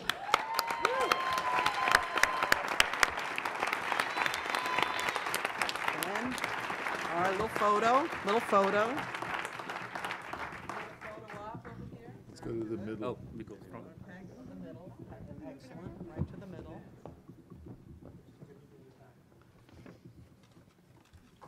All right. And as you go get lunch, I want to invite the board of the After School All-Stars to come up for a photo with the governor, the board of the After School Alliance to come up with a photo with the governor, and the leaders of the Mott Foundation and the National League of Cities leaders that are here to please come up for a photo op. And the remaining speakers, if you could stay so we can get a big group speaker shot before you all leave. And everyone else, go enjoy the lunch, enjoy interacting with each other. Visit www.tweetforafterschool.com in the coming weeks to use social media to continue our advocacy. Thank you all very much.